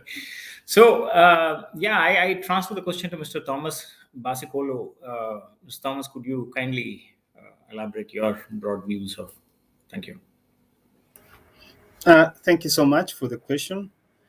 I would like to, in my case, to respond to your question. I would like to go back to some of the work that we have done in ITU, and then I would say that protract to the future, how the future looks on how we can integrate AI or machine learning in 6G or future networks in this case. So as you know, ITU is an international standards development body. And in terms of the area on machine learning, we have had some kind of work items, or we have worked on several recommendations or standards on how we can apply machine learning to communication networks. And I would say one of the biggest achievements we have is the publication of Y.3172. It will be maybe easier to just share the screen a little bit to show the framework itself of Y.3172. So this is the architecture framework in which we propose and how machine learning can be applied in future networks. It has different parts that are pointing to how machine learning can be applied to communication networks. In this case, it was 5G, but the same can be applied in 6G or in future networks in general. And I would say some of the main parts of this, you have how you can integrate machine learning in the networks, especially the pipeline systems. You have the machine learning sandbox where you want to it's a trial room. So where you want to test or try the models that you have developed before you deploy them in the network. And by using this architecture framework, you can apply machine learning in networks, but also we are working on different aspects such as autonomous networks, where we can now use machine learning or AI as part of the network itself not just as an enabler or to accelerate some use cases, especially if you can, if we go back to the previous speaker, he spoke about, let's say, SON, which was a use case, or it can be energy saving, which is just a use case. But in future networks, AI will be integral part of the network itself to enable different parts, different use cases of the network. So just a simple highlight I wanted to make to answer your question. Perfect. Thank you very much. So before we go deeper into some of the details, I would like to pass the question to Dr. Sai Dheeraj. What are your high-level views? Where does AI fit into 6G or broadly in telecommunication? Firstly, thank you, Satish, for inviting me to the panel. Thank you very much. My first question, whenever we think about 6G, is do we really know what 6G is? What does 6G have which 5G doesn't have? Do we know what all do we need to cover to call something as 6G? Will it be ultra hyper connected world, multi terabit per second, digital twins?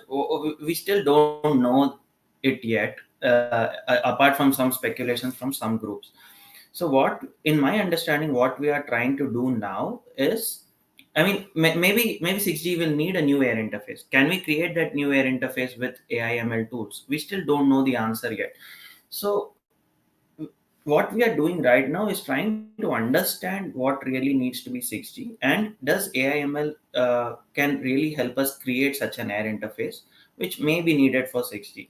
So at this moment, with the tools and hooks that 5G provides, we are just trying to figure out where we can plug in AIML to some parts of the network and see where we get the gains, right? Some of the aspects where AIML is providing gains right now, in my understanding, are morely from the network aspects, right? Scheduling, QoS, beam management, more at a higher layer. Can it really help us design an air interface and everything? We still don't know the answers, especially in a licensed kind of a spectrum. Can we allow AIML to create an air interface? Everyone creates their own interface. Those answers are not known yet.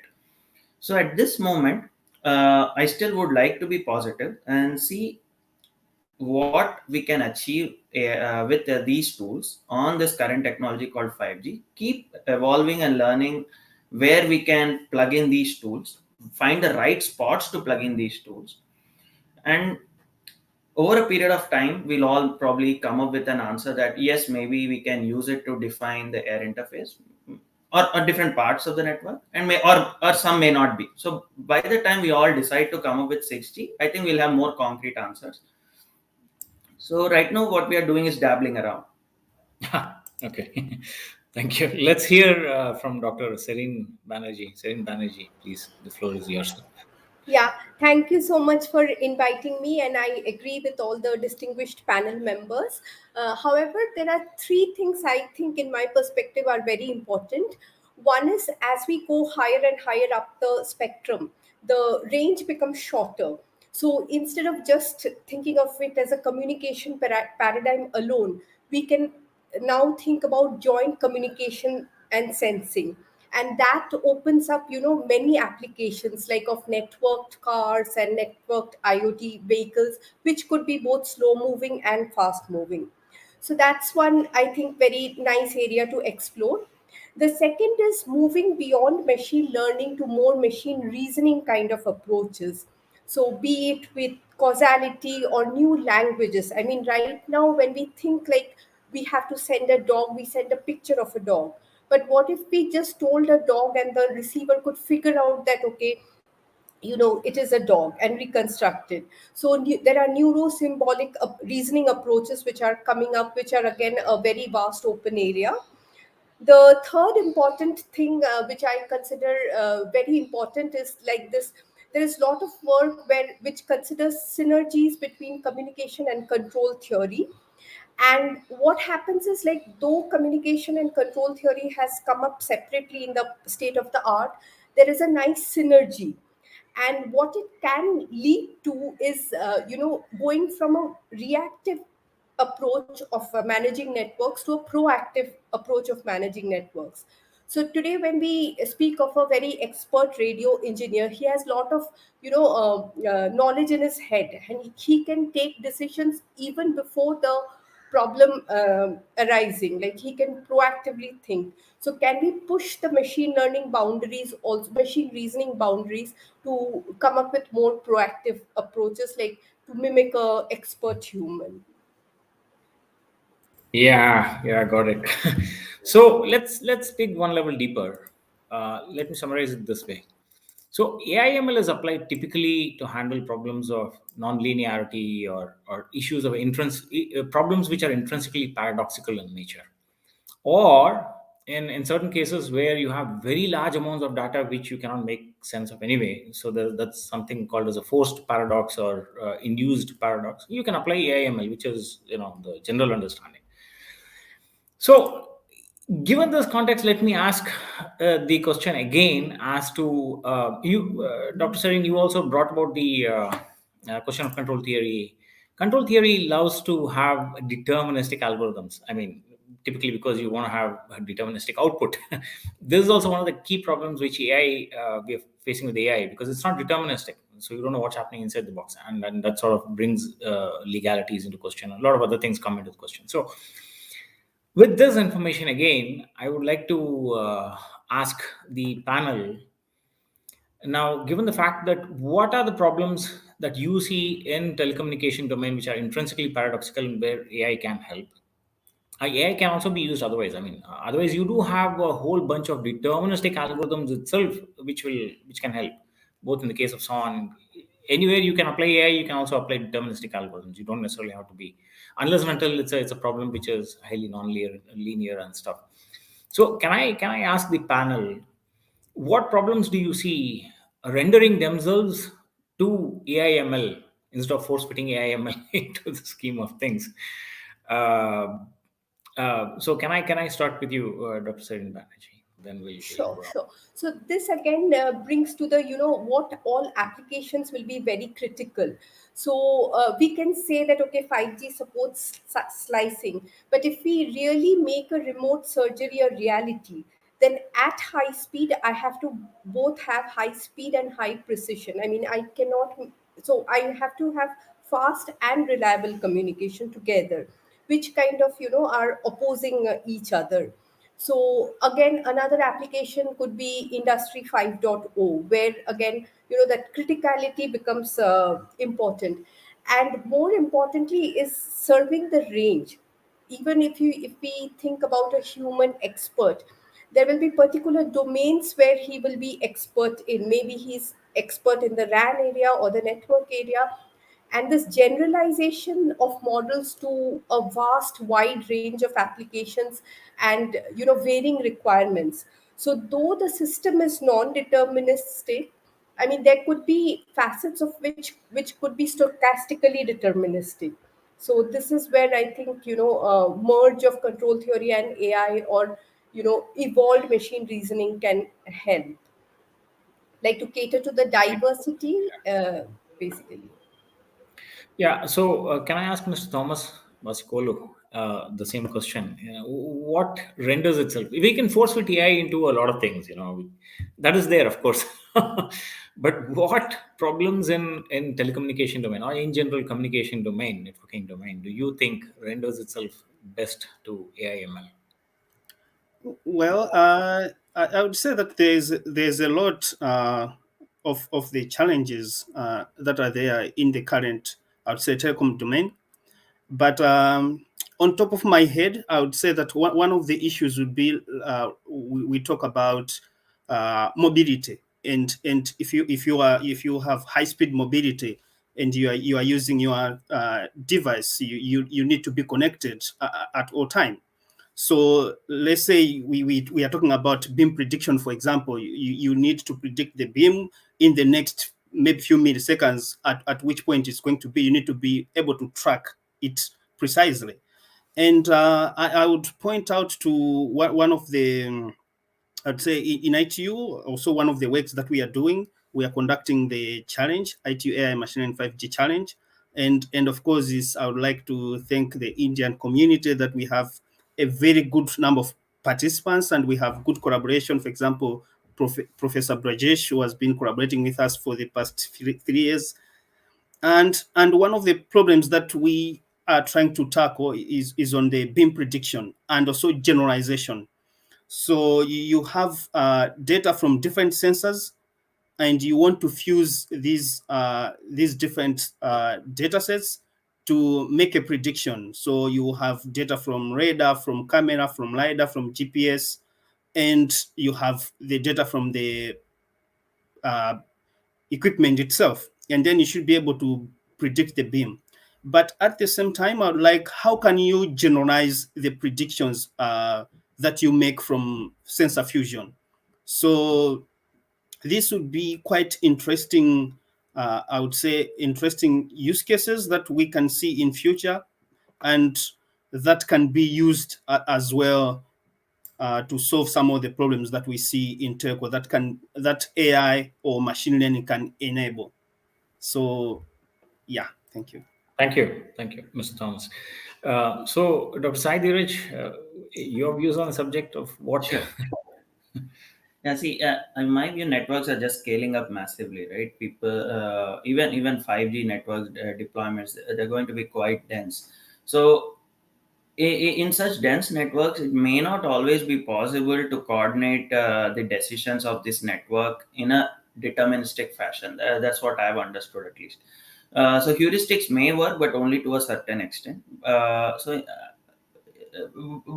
I mean, it Do you probably. not do you not consider AIML itself as heuristics? See, Or AIML, it's a garb of, I would say AIML, if you remove the mask, it's just that if then else loops. Okay. of course. It's just an intelligent if then else loop. Okay. So maybe you and I may not be able to cover the entire gamut of this huge tree.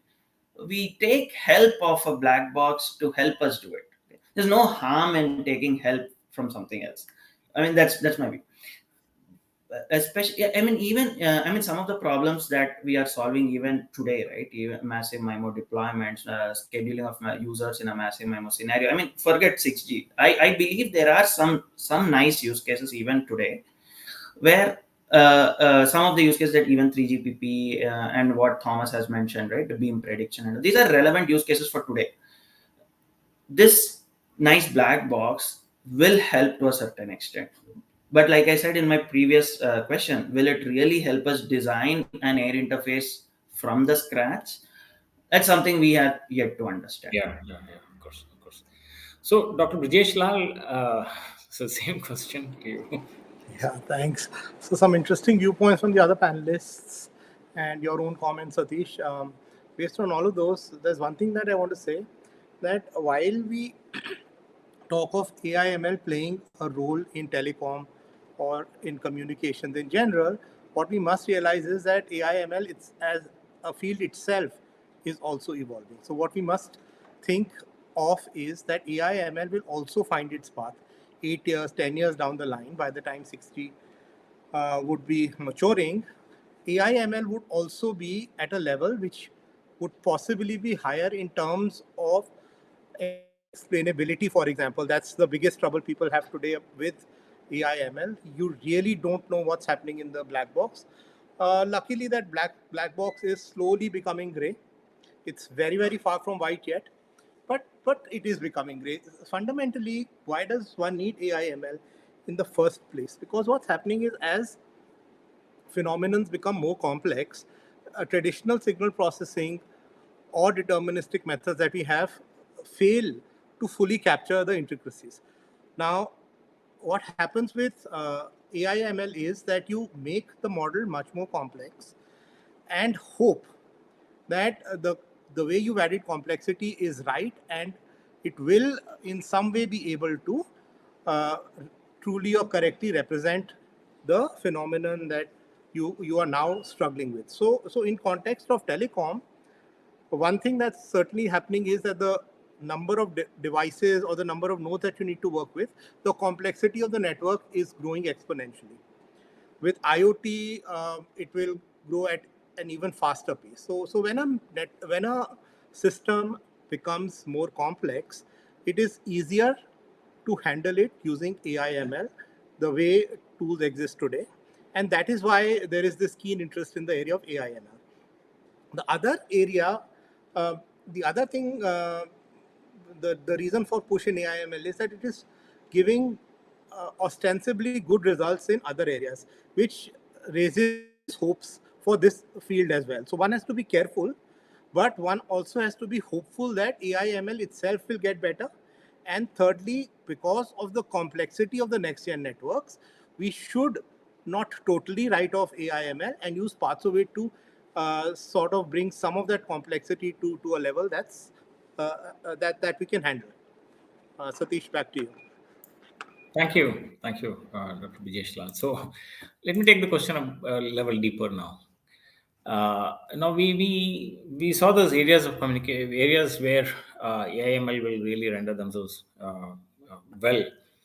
But can we not apply any of the existing control system theory? Because that is also fairly advanced, as Dr. Sarin Banerjee mentioned. It more or less grew in parallel, and much of the theories of what we know as control theory is the one which is applied to communication theory.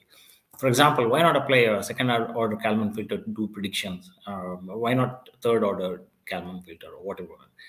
You have a lot of tools in the digital signal processing domain which can actually do this so-called prediction in a much more deterministic way. And let me add a little bit more pressure. You know, there has been a lot of AI investment in the field of medicine, in the field of autonomous vehicles. But of late, we are seeing much of that investment being pulled back. Do you see that as negative to what is being attempted in AI? Is that a setback? Is that something which is part of the game? How do you view that? And are there any ways in which we can take learnings from that and better apply AI mechanisms in telecommunication?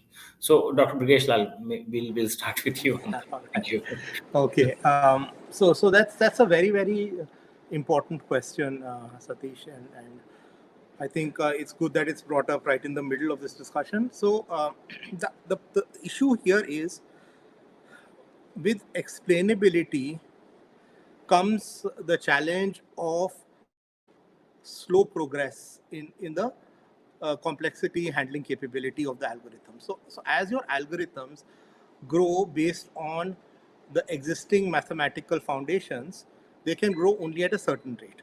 On the other hand, use of, for want of a better word, heuristics, you can come up with models that can handle much more complex systems, but you don't really know what part of that system they've been able to handle effectively. So what is going to happen over the years is that while control and signal processing theory pushes its boundaries of what it can explain, there will be a clear thrust within the AI ML community to explain more and more of what it is doing. So the two will come closer. So you will have less of hand waving in AI ML, and you'll have even more strongly grounded theories in control. So as you are correctly skeptical, Satish, in its current garb, AI ML is not something that we should risk or invest everything in.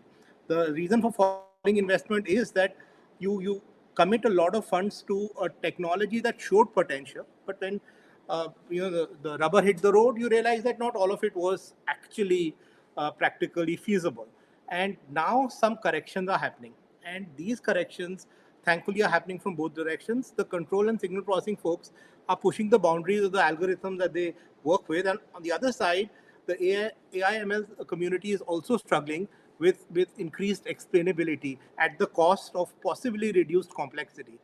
So to answer your question, yes, we should be careful. Two, we should not let it pass, because at some stage, the two will come reasonably close that we will not look at them differently. Right. Thank you, Dr. Brijesh Lal. So, can I ask Mr. Thomas Basicolo same question when the rubber hits the road? Yeah, I would like to agree with Professor Brajesh on the differences, especially in terms of the headache that the ML community is having, or the AI community is having, in terms of explainability. Because If you, in my understanding, if you take the machine learning example, it's more or less like an optimization problem. You want to optimize, you want to have good predictions, you have to have good results. And most of the times is done at high complexity level. And if you look on the other side, the signal processing folks, they have good optimization models. They can explain, but in some cases you find that the solutions that are obtained by using machine learning methods have better or higher accuracies or metrics, depending on which kind of metrics you want to get, right? They have good solutions. If you take on the same problem, you use the conventional signal processing or optimization solution, it will have low scores. And there has been a paradigm shift also on to use kind of blended solutions where you have the machine learning as also you add on the we call it the data and the model hybrid solution, where you can use the signal processing, the conventional signal processing techniques for machine learning solutions with maybe large amount of data to increase the performance, but also to add on the explainability, which helps for people to be able to, I would say, trust, to put some trust in the solutions because they can be able to explain, so you can be able to trust. But also in terms of applying these kind of techniques to some critical areas, if you want to apply, let's say, machine learning to health, for example, you need to have some kind of benchmark, you need to have some kind of trust. So if you can be able to explain your model, what is doing in the back, then everyone else will be able to trust, because some of these applications or use cases, they depend on trust. And it's the same thing that we trust our doctor. If we go to a doctor, they prescribe us a medicine, we are going to go to the pharmacy and buy it because we trust that the doctor knows what he's saying. So it will be the same to this kind of machine learning model. If we are able to explain, they have reached some, they can hit some benchmarks, then we'll be able to, I would say, trust the solutions of these models, and we can apply it in our life without having so much doubt or questions. So that's my take. Thank you. Yeah, thank you, Mr. Thomas. You brought in this excellent point of hybrid approaches, which will lead to explainability, which sort of lends to the credibility of the overall AI approaches. Dr. Serene Banerjee, you you were the one who brought up this control theory. Why control? I mean, when we have this whole set of tools within the so-called control theory bucket, why not a second order Kalman filter or third order Kalman filter versus AI? Kindly. Yeah. Kindly. So a lot of recent work is happening where, and I also agree with the panel members that a hybrid approach will kind of, make its way in. So, for example, if you took an example of a Kalman filter, but then there is work on something called Kalman net. And similarly, we have the traditional Viterbi decoding, which is augmented by Viterbi net. Now, why this augmentation? Again, the reason is it can dynamically adapt to changing systems, changing scenarios. It can scale massively. I don't have to design my trellis every time my application changes. So I mean, AI promises a lot of flexibility, and maybe these merge of traditional, information theory based approaches and AI based approaches will be the way. So I see a lot of promise and innovation in that space. I mean, that's my honest opinion. Yeah. Thank you. So, sort of, we have some kind of convergence as to hybrid approaches seems to be a better way to go and look at, which is good. I mean, Dr. Sai Dheeraj, your views on subject, please. Yeah, see, I like to be very hopeful, Satish. Actually, see, we personally help some company improve their network performance by aiding some AIML algorithms for their song. So we have seen it perform live, and we have seen some benefits. and a couple of companies that I know of in the US, Uhana and DeepSeek, they managed to make some impact in their respective spaces. Uhana, especially, they got bought by VMware. They deployed their AIML algorithms in an Australian operator network Telstra, and they've also shown some promise. So I like to be very hopeful. I would not really say it's totally hype. So I mean, use it right. I mean, No just hype. I mean, we've not used the word hype yet, but we want to make sure we find some niche somewhere where we can really use it. I think so. Hopefully. I strongly believe that with these networks, I mean, you find out where exactly it fits, right? I mean, personally, I'm a physical layer person, but don't I don't really see machine learning creating a great impact in physical layer, but strongly believe it is very useful at the higher layers.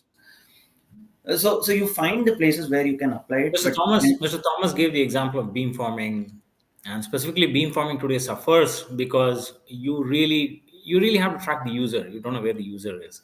it's More or more less of a tied up with a scheduling lot of. problem that I still believe, right? It's still of a scheduling problem that I want to pose it as.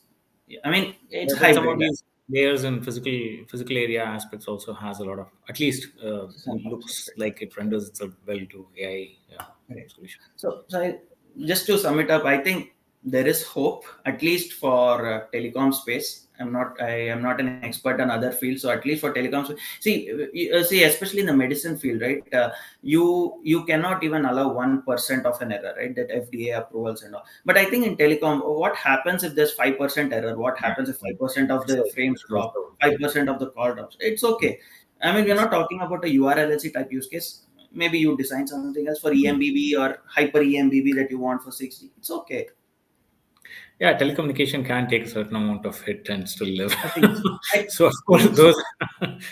Not for Yeah, remote surgeries though. Yeah. yeah, of course. So this is interesting discussion. So there seems to be some kind of convergence because we want to take some of these learnings back to ITU and make sure that the specifications which are coming out, reflect some of these things, because we want it to be sensible enough. The ITU specifications which come out, the IMT 2030 specifications which come out to be sensible enough, and we have some meaningful specifications out there. But then that brings us to the question of, typically standardization efforts will not focus on the algorithms. They work only on the platforms. They enable platforms. And the dirty part about this platform business is that you don't know what algorithm will want what kind of data. Algorithms can be anything and everything. Different flavors of algorithms will want different types of data. Yeah, for example, and Dr. Sarin Banerjee was talking about causality as one of the inputs. Some of them may not consider causality at all. They may have other data points on which they work. How do you visualize we as a community can design the appropriate platforms? Platforms in the sense, you see the same thing is happening in ORAN. ORAN has this RIC platform. But the problem with RIC is they don't know the use cases, but they're trying to do a platform without the use cases, so they don't even know what kind of inputs has to be given, what has to be solicited from within, what kind of data has to be pulled in and provided to the algorithm container to run the algorithm. See, this is a dilemma that we face. So can I start with your thoughts on this, Mr. Thomas Basikolo, so we can get better insights into this? We can better design. Well, yeah, in terms of standards, as you correctly mentioned, is about the platform. But I would say that one of the interesting things that we can consider is working together as a community. Because if we work together, we learn together, and we can learn from each other. So one example I would give is we have what we call the Machine Learning 5G Challenge that I mentioned before. We've worked with people from different areas using different platforms and using different resources for different use cases that are applicable to communication networks. So for each iteration of the challenge or of the competition, we have learnings, and of course we have publications. People publish their research work, so you can tap in from these kind of solutions what kind of challenges or what kind of problems do these people meet, what kind of models or what kind of machine learning can work in which kind of platform. So kind of working together would help us to design or to come up with these platforms that can we can also consider the issue of interoperability. If I have maybe a standard from, let's say, a data format, right, from 3GPP, and I would say in quotes a data format in ITU, because we are not really working on data formats. But let's just for an example sake, we have data format in 3GPP, we have a data format in ITU. They should be able to be consumed by the machine learning model on some platform having kind of similar metadata or maybe similar formats. So I think working together, collaborating in some way, crowdsourcing would help us to reach convergence. That's my take. Thank you. Thank you, Mr. Thomas. So interoperability is the key, right? So that's what perfect. So, Dr. Brigesh Lal, what's your take on the approach to design systems? So you just said the most important word here, interoperability. Standards, the primary goal is interoperability. So what any effort towards standardization is targeted at is ensuring interoperability. It allows individual users to use their capabilities to design whatever else needs to be done to the best of their capabilities. So a lot of AI ML falls in that category because a lot of it is actually algorithms. So interfaces are not really, in some sense, that you can make interoperable. The only areas from the point of view of AI ML that you need to sort of uh, make uniform are, for example, the feature embeddings. So suppose you have data and you want to make sense of the data, you want to convert it into another form, which was previously called encoding. So now what has to be standardized is the feature embedding. So word to vec. So you take a word, it has to convert into a vector, but that feature should be standardized. It should always come in a format that some other classifier or some other AI ML tool can use it. So if you look at it from a typical perspective, there are two aspects to AI ML. One is you sort of process the data to convert it into a feature embedding, and then you pick these feature embeddings up, compare it with the test input, and try to make sense of it, infer it. So the standardization will have to happen at this particular junction, so that you can have classifiers and feature embedders as independent and interoperable. So, uh, so this is where I see a role for some degree of standardization. Some of the tools that some of the AI/ML tools that you allow into the standards should be the ones that have consistency at the feature level and consistency at the output level.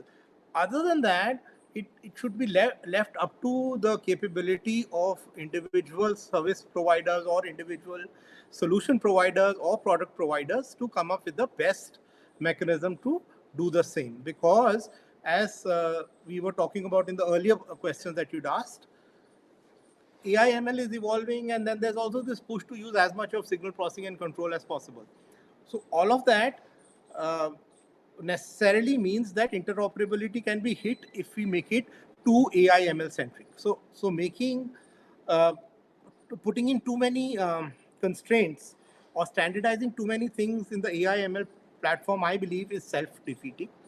It should be only at points of real interfaces that we should define standards and stick to that and that alone, and let the ecosystem develop. Thank you, Dr. Brijesh. So interoperability and then feature consistency is what we understand. So, Dr. Sarin Banerjee, your thoughts on how do we go about whole Yeah, business? I will tie this question also to your previous question about investments being pulled off. So my perspective is, investments and innovation, they are separate. In like market dynamics kind of determine the investments, But innovation is more impromptu. I mean, nobody paid Jagadish Bose, but today we are living on him. Nobody paid Madam Curie, but today without X-rays we cannot, think about this world. And same, with standardization, we don't know. I agree with what all the panel members have said. Another important aspect is we don't know where that innovation will come from.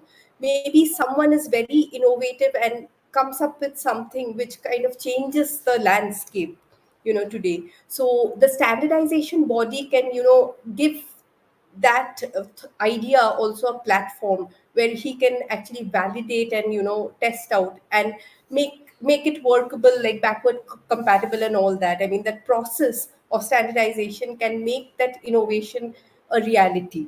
So Yeah, Dr. Sarin Banerjee, thank you. So, Dr. Sai Dheeraj, your thoughts on this whole platform business? How do we go about with developing Right. that? See, my experience goes back to this DARPA Spectrum Challenge. Actually, from several years ago, DARPA conducted a Spectrum Challenge two times.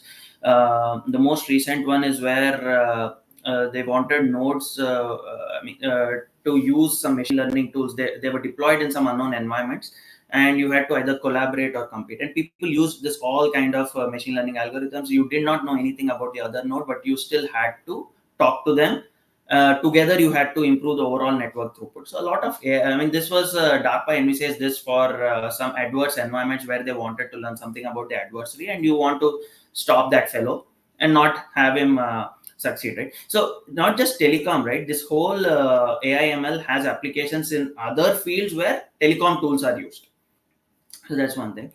With respect to telecom, especially when the licensed parts come up, interoperability, like Professor Brijesh, Thomas, and Serene have mentioned, interoperability is where things make it more complicated. Okay, so especially let me take an example of 3GPP, right? So we are trying to see where AIML fits within the 5G framework. So you need to the two basic nodes, the user equipment and the mobile, the base station. You want them to talk to each other, but you want both of them to use this AIML tools. So now this device could be a low capability device, but the base station, it is a power savvy device. It has this huge power in it. So it can do all this fancy, huge, very complex AIML techniques, but the mobile device may not be able to do it. But still you want them to talk to each other and improve the performance over this traditional deterministic algorithms. So you give these hooks to allow varied nodes with varied capabilities to still use some kind of tools, right? I will still do some native AIML. It could be something very minimal. You do whatever you want, but still let's agree on this interface where we will both together improve the performance over the traditional deterministic thing. So at least that's the direction 3GPP is moving forwards, taking baby steps to learn what needs to be done in 6G. Yeah. Thank you very much. So I think that more or less exhausts some of the key questions that I had. So let me summarize. So one of the key approaches for using AIML and 6G would be to go with hybrid approaches. It's a safer bet. That's more or less what I take away from the comments of the esteemed panelists. That's one of the key approaches. And whenever we design platforms for AI, openness, interoperability are key. That has to be emphasized, and that has to be written in bold letters from day one as far as the specifications are concerned. And I think that is one of the key takeaways from the overall discussion. And what we also did here is that traditional systems are getting complex. So obviously AI has a place. No need to be skeptical about it. But then again, it's always a question of how do we mix conventional systems? How do we define the right platforms which will use the right algorithms to a certain degree of openness that we build into the or interoperability that we build into the systems that we design. That is what will decide how successful AI will be as far as 6G is concerned. These are early days. We are still trying to, as far as ITU is concerned, the IMT 2030 specifications are still in progress. So there's a lot of opportunity to take some of these learnings early on. And this is the right timing because the KPI document is yet to be started. The feature list is yet to be started. What has been done is just a vision statement, and what has happened in ITU is just the functional the technology enablers, which is just a starting point. So we are bang on. We are at the right time. And so these beautiful comments and summary really carries a lot of weight as far as what we learn and take into ITU. I thank all the panelists. I leave the floor to the organizers if there are questions.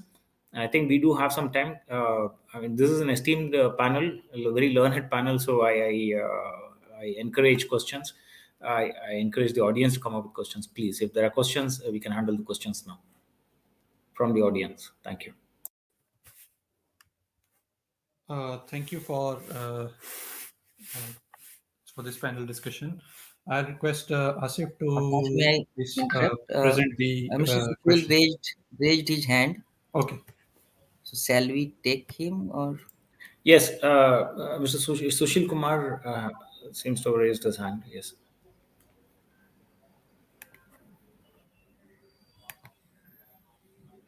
Oh, Yeah, he's on stage. Mr. Sushil, you can ask uh, any queries, yeah. questions, sir. Thank you, sir. You are getting my voice? Anna? Okay, thank you. I listen a lot of experts in this panel. It's really mind blowing. So, my query is whether any of the telecom network across the globe or the OEMs they are using AI or ML in managing the operational issues of the telecom network in India or abroad. Some of the telecom networks, if you people may be knowing, who are using the AI and ML in operational activities. Thank you. Mr. Thomas, would you know of any operators using AI? I would say through our collaborations, yes, there are some operators that are using AI, ML in their work. One of the one of the use cases that is being used is on energy saving. I know that some operators, for example, China Mobile is using it extensively to reduce their carbon footprint and the amount of energy their networks is using. So this is one of the use cases, but also from the keynote, there was a discussion about self-organizing networks that has been applied by many operators. So these are some of the few examples that are currently being used, but the exploration is that in future, telecom operators want to use machine learning or AI as integral part of the network. But now it's more or less like specific use cases. Anybody else? Brijesh, Dr. Sareen Banerjee, Dr. Sai Dheeraj, any other examples of operators using specific AI use cases? None that I know. Probably Dr. Banerjee might have some ideas of something Ericsson's building for some operator.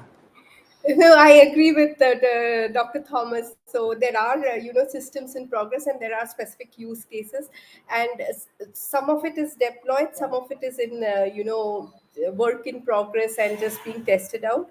But yes, there are, specific use cases which many operators are trying for operations. So. Like in Cellular V2X or Industry 4.0, the AIML will be required, for the roadside units, if the data is required to be analyzed there itself instead of sending it to the core. And probably the Cellular V2X is being implemented in a number of countries, and most of the trials are also in progress by 5G in Europe and the USA. So and Ericsson is also implementing some of the network for Industry 4.0. So whether this AIML algorithms and other things based on some standardized stack are available or being developed by Ericsson or the ITU for this purpose, so that these standards can be used across the globe by most of the OEMs for developing these algorithms. Thank you. Yeah, Mr. Sushil Kumar, what happens is currently there are no AI/ML platforms. That's what we hope to see in 6G. But if you look at typical 4G, 5G network, we still don't have platforms deployed. But most of the vendors use algorithms, AIML algorithms, as a secret sauce. They do not make it public, but they use it in radio resource management, in beamforming. I know of quite a few companies, I cannot name them, but they use as a secret sauce. They do not make it public because they don't want competitors to take it. But radio resource management is one of the other key entity where all of them, Nokia, Ericsson, most of them use AIML algorithms to better manage, what we call as QoS in general. Okay, thank you very much. Thank you. So, do we have any other questions, please? No. Akash, we have a question. Yes, we have a question mentioned in the chat box. If Asif can display it over the screen. It says applying AI ML in lower layers of radio interface like physical or Mac needs data at TTI level. How is the ecosystem being enabled to harness this data? Please, or synthetic Dr. data. Saithiraj, would you like to answer this, please? Yeah, sure. This ORAN split is the more nicer thing, right? It's definitely difficult to do training things at TTI levels, right? So, but you gather the data at TTI levels, but you learn at a much larger time span. So you keep accumulating data at this short time instances, pool them all, but you learn at a much larger time scale, and then you apply them at a TTI level. So inference is done at definitely at a TTI level, but the training is done at a much larger time scale. Does that answer the question, Mr. Surendra Sharma?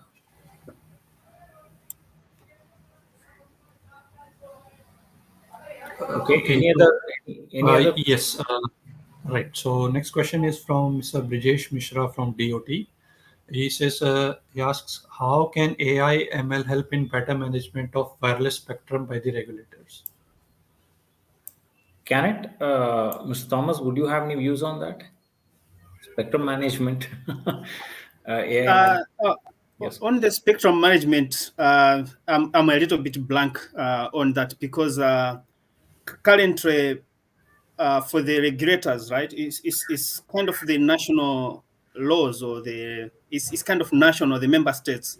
So what the member states do is not really on the side of ITU. ITU can only recommend, can only work hand in hand with the regulators on how they can use the recommendation that is being built in ITU, but on how it can be applied, or how the regulators can regulate in their countries, that will be beyond our jurisdiction.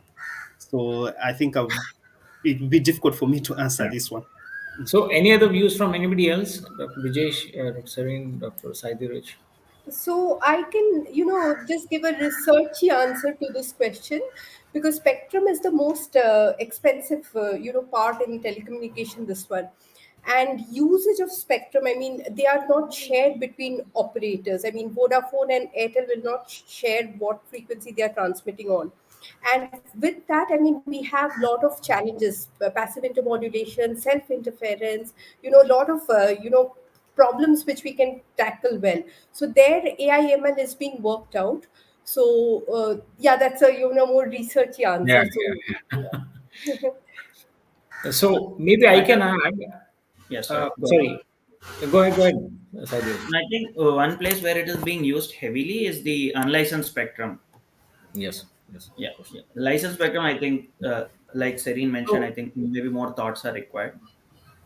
So maybe I can add, going forward, the whole business of spectrum management itself is expected to change in 6G, because you not only have unlicensed and licensed, you also have co-licensed multiple licensees using the same spectrum, or there might be already a primary user, and it's not very well used, so you might want to bring in a lot of secondary, tertiary users. So the question here is, there are a lot of technologies which are evolving. One is called as full duplex. The other name for full duplex is, there is a lot of self interference management techniques which are falling in place. What that enables is, it enables multiple incumbents to use the same spectrum at the same time. Just like you have uplink and downlink spectrum being used at the same time, it will also enable you to have multiple incumbents using the same spectrum at the same time. Why? Because there is a lot of technology evolution as far as equalization is concerned. So you have a lot of self-interference management techniques which are falling in place in your physical air. Now, what this means as far as the regulators is concerned is they have a better tool to allocate spectrum dynamically, not statically. Just give away spectrum to somebody, but it's all floating around, which can. There you have a lot of use cases as far as AIML is concerned.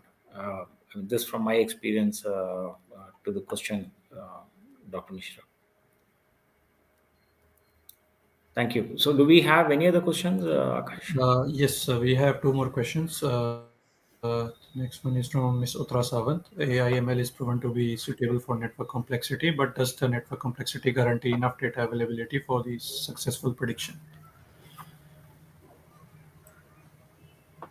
The question from an Ericsson employee?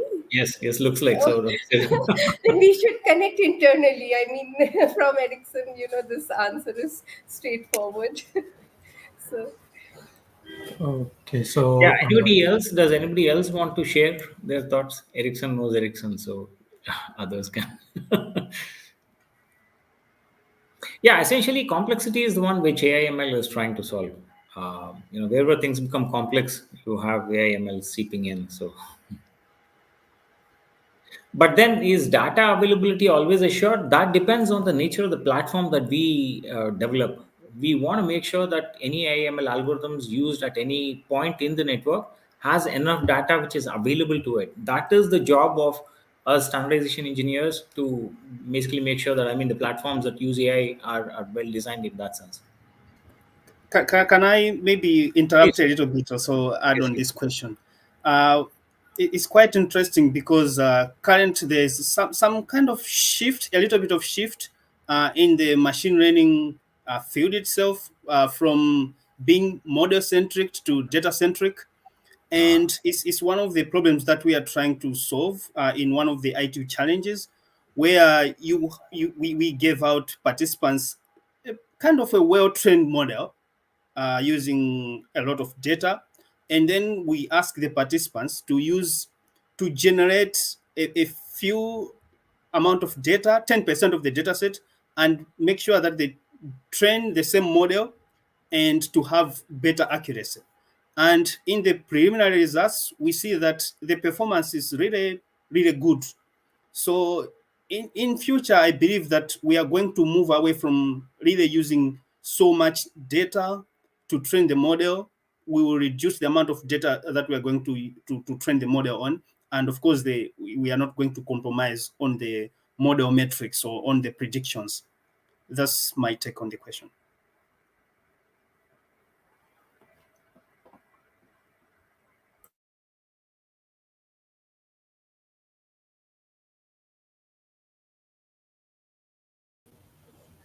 okay, so thanks Oh, for the sorry. I was asking Dr. Thomas. I was just trying to understand. I was on mute. Sorry.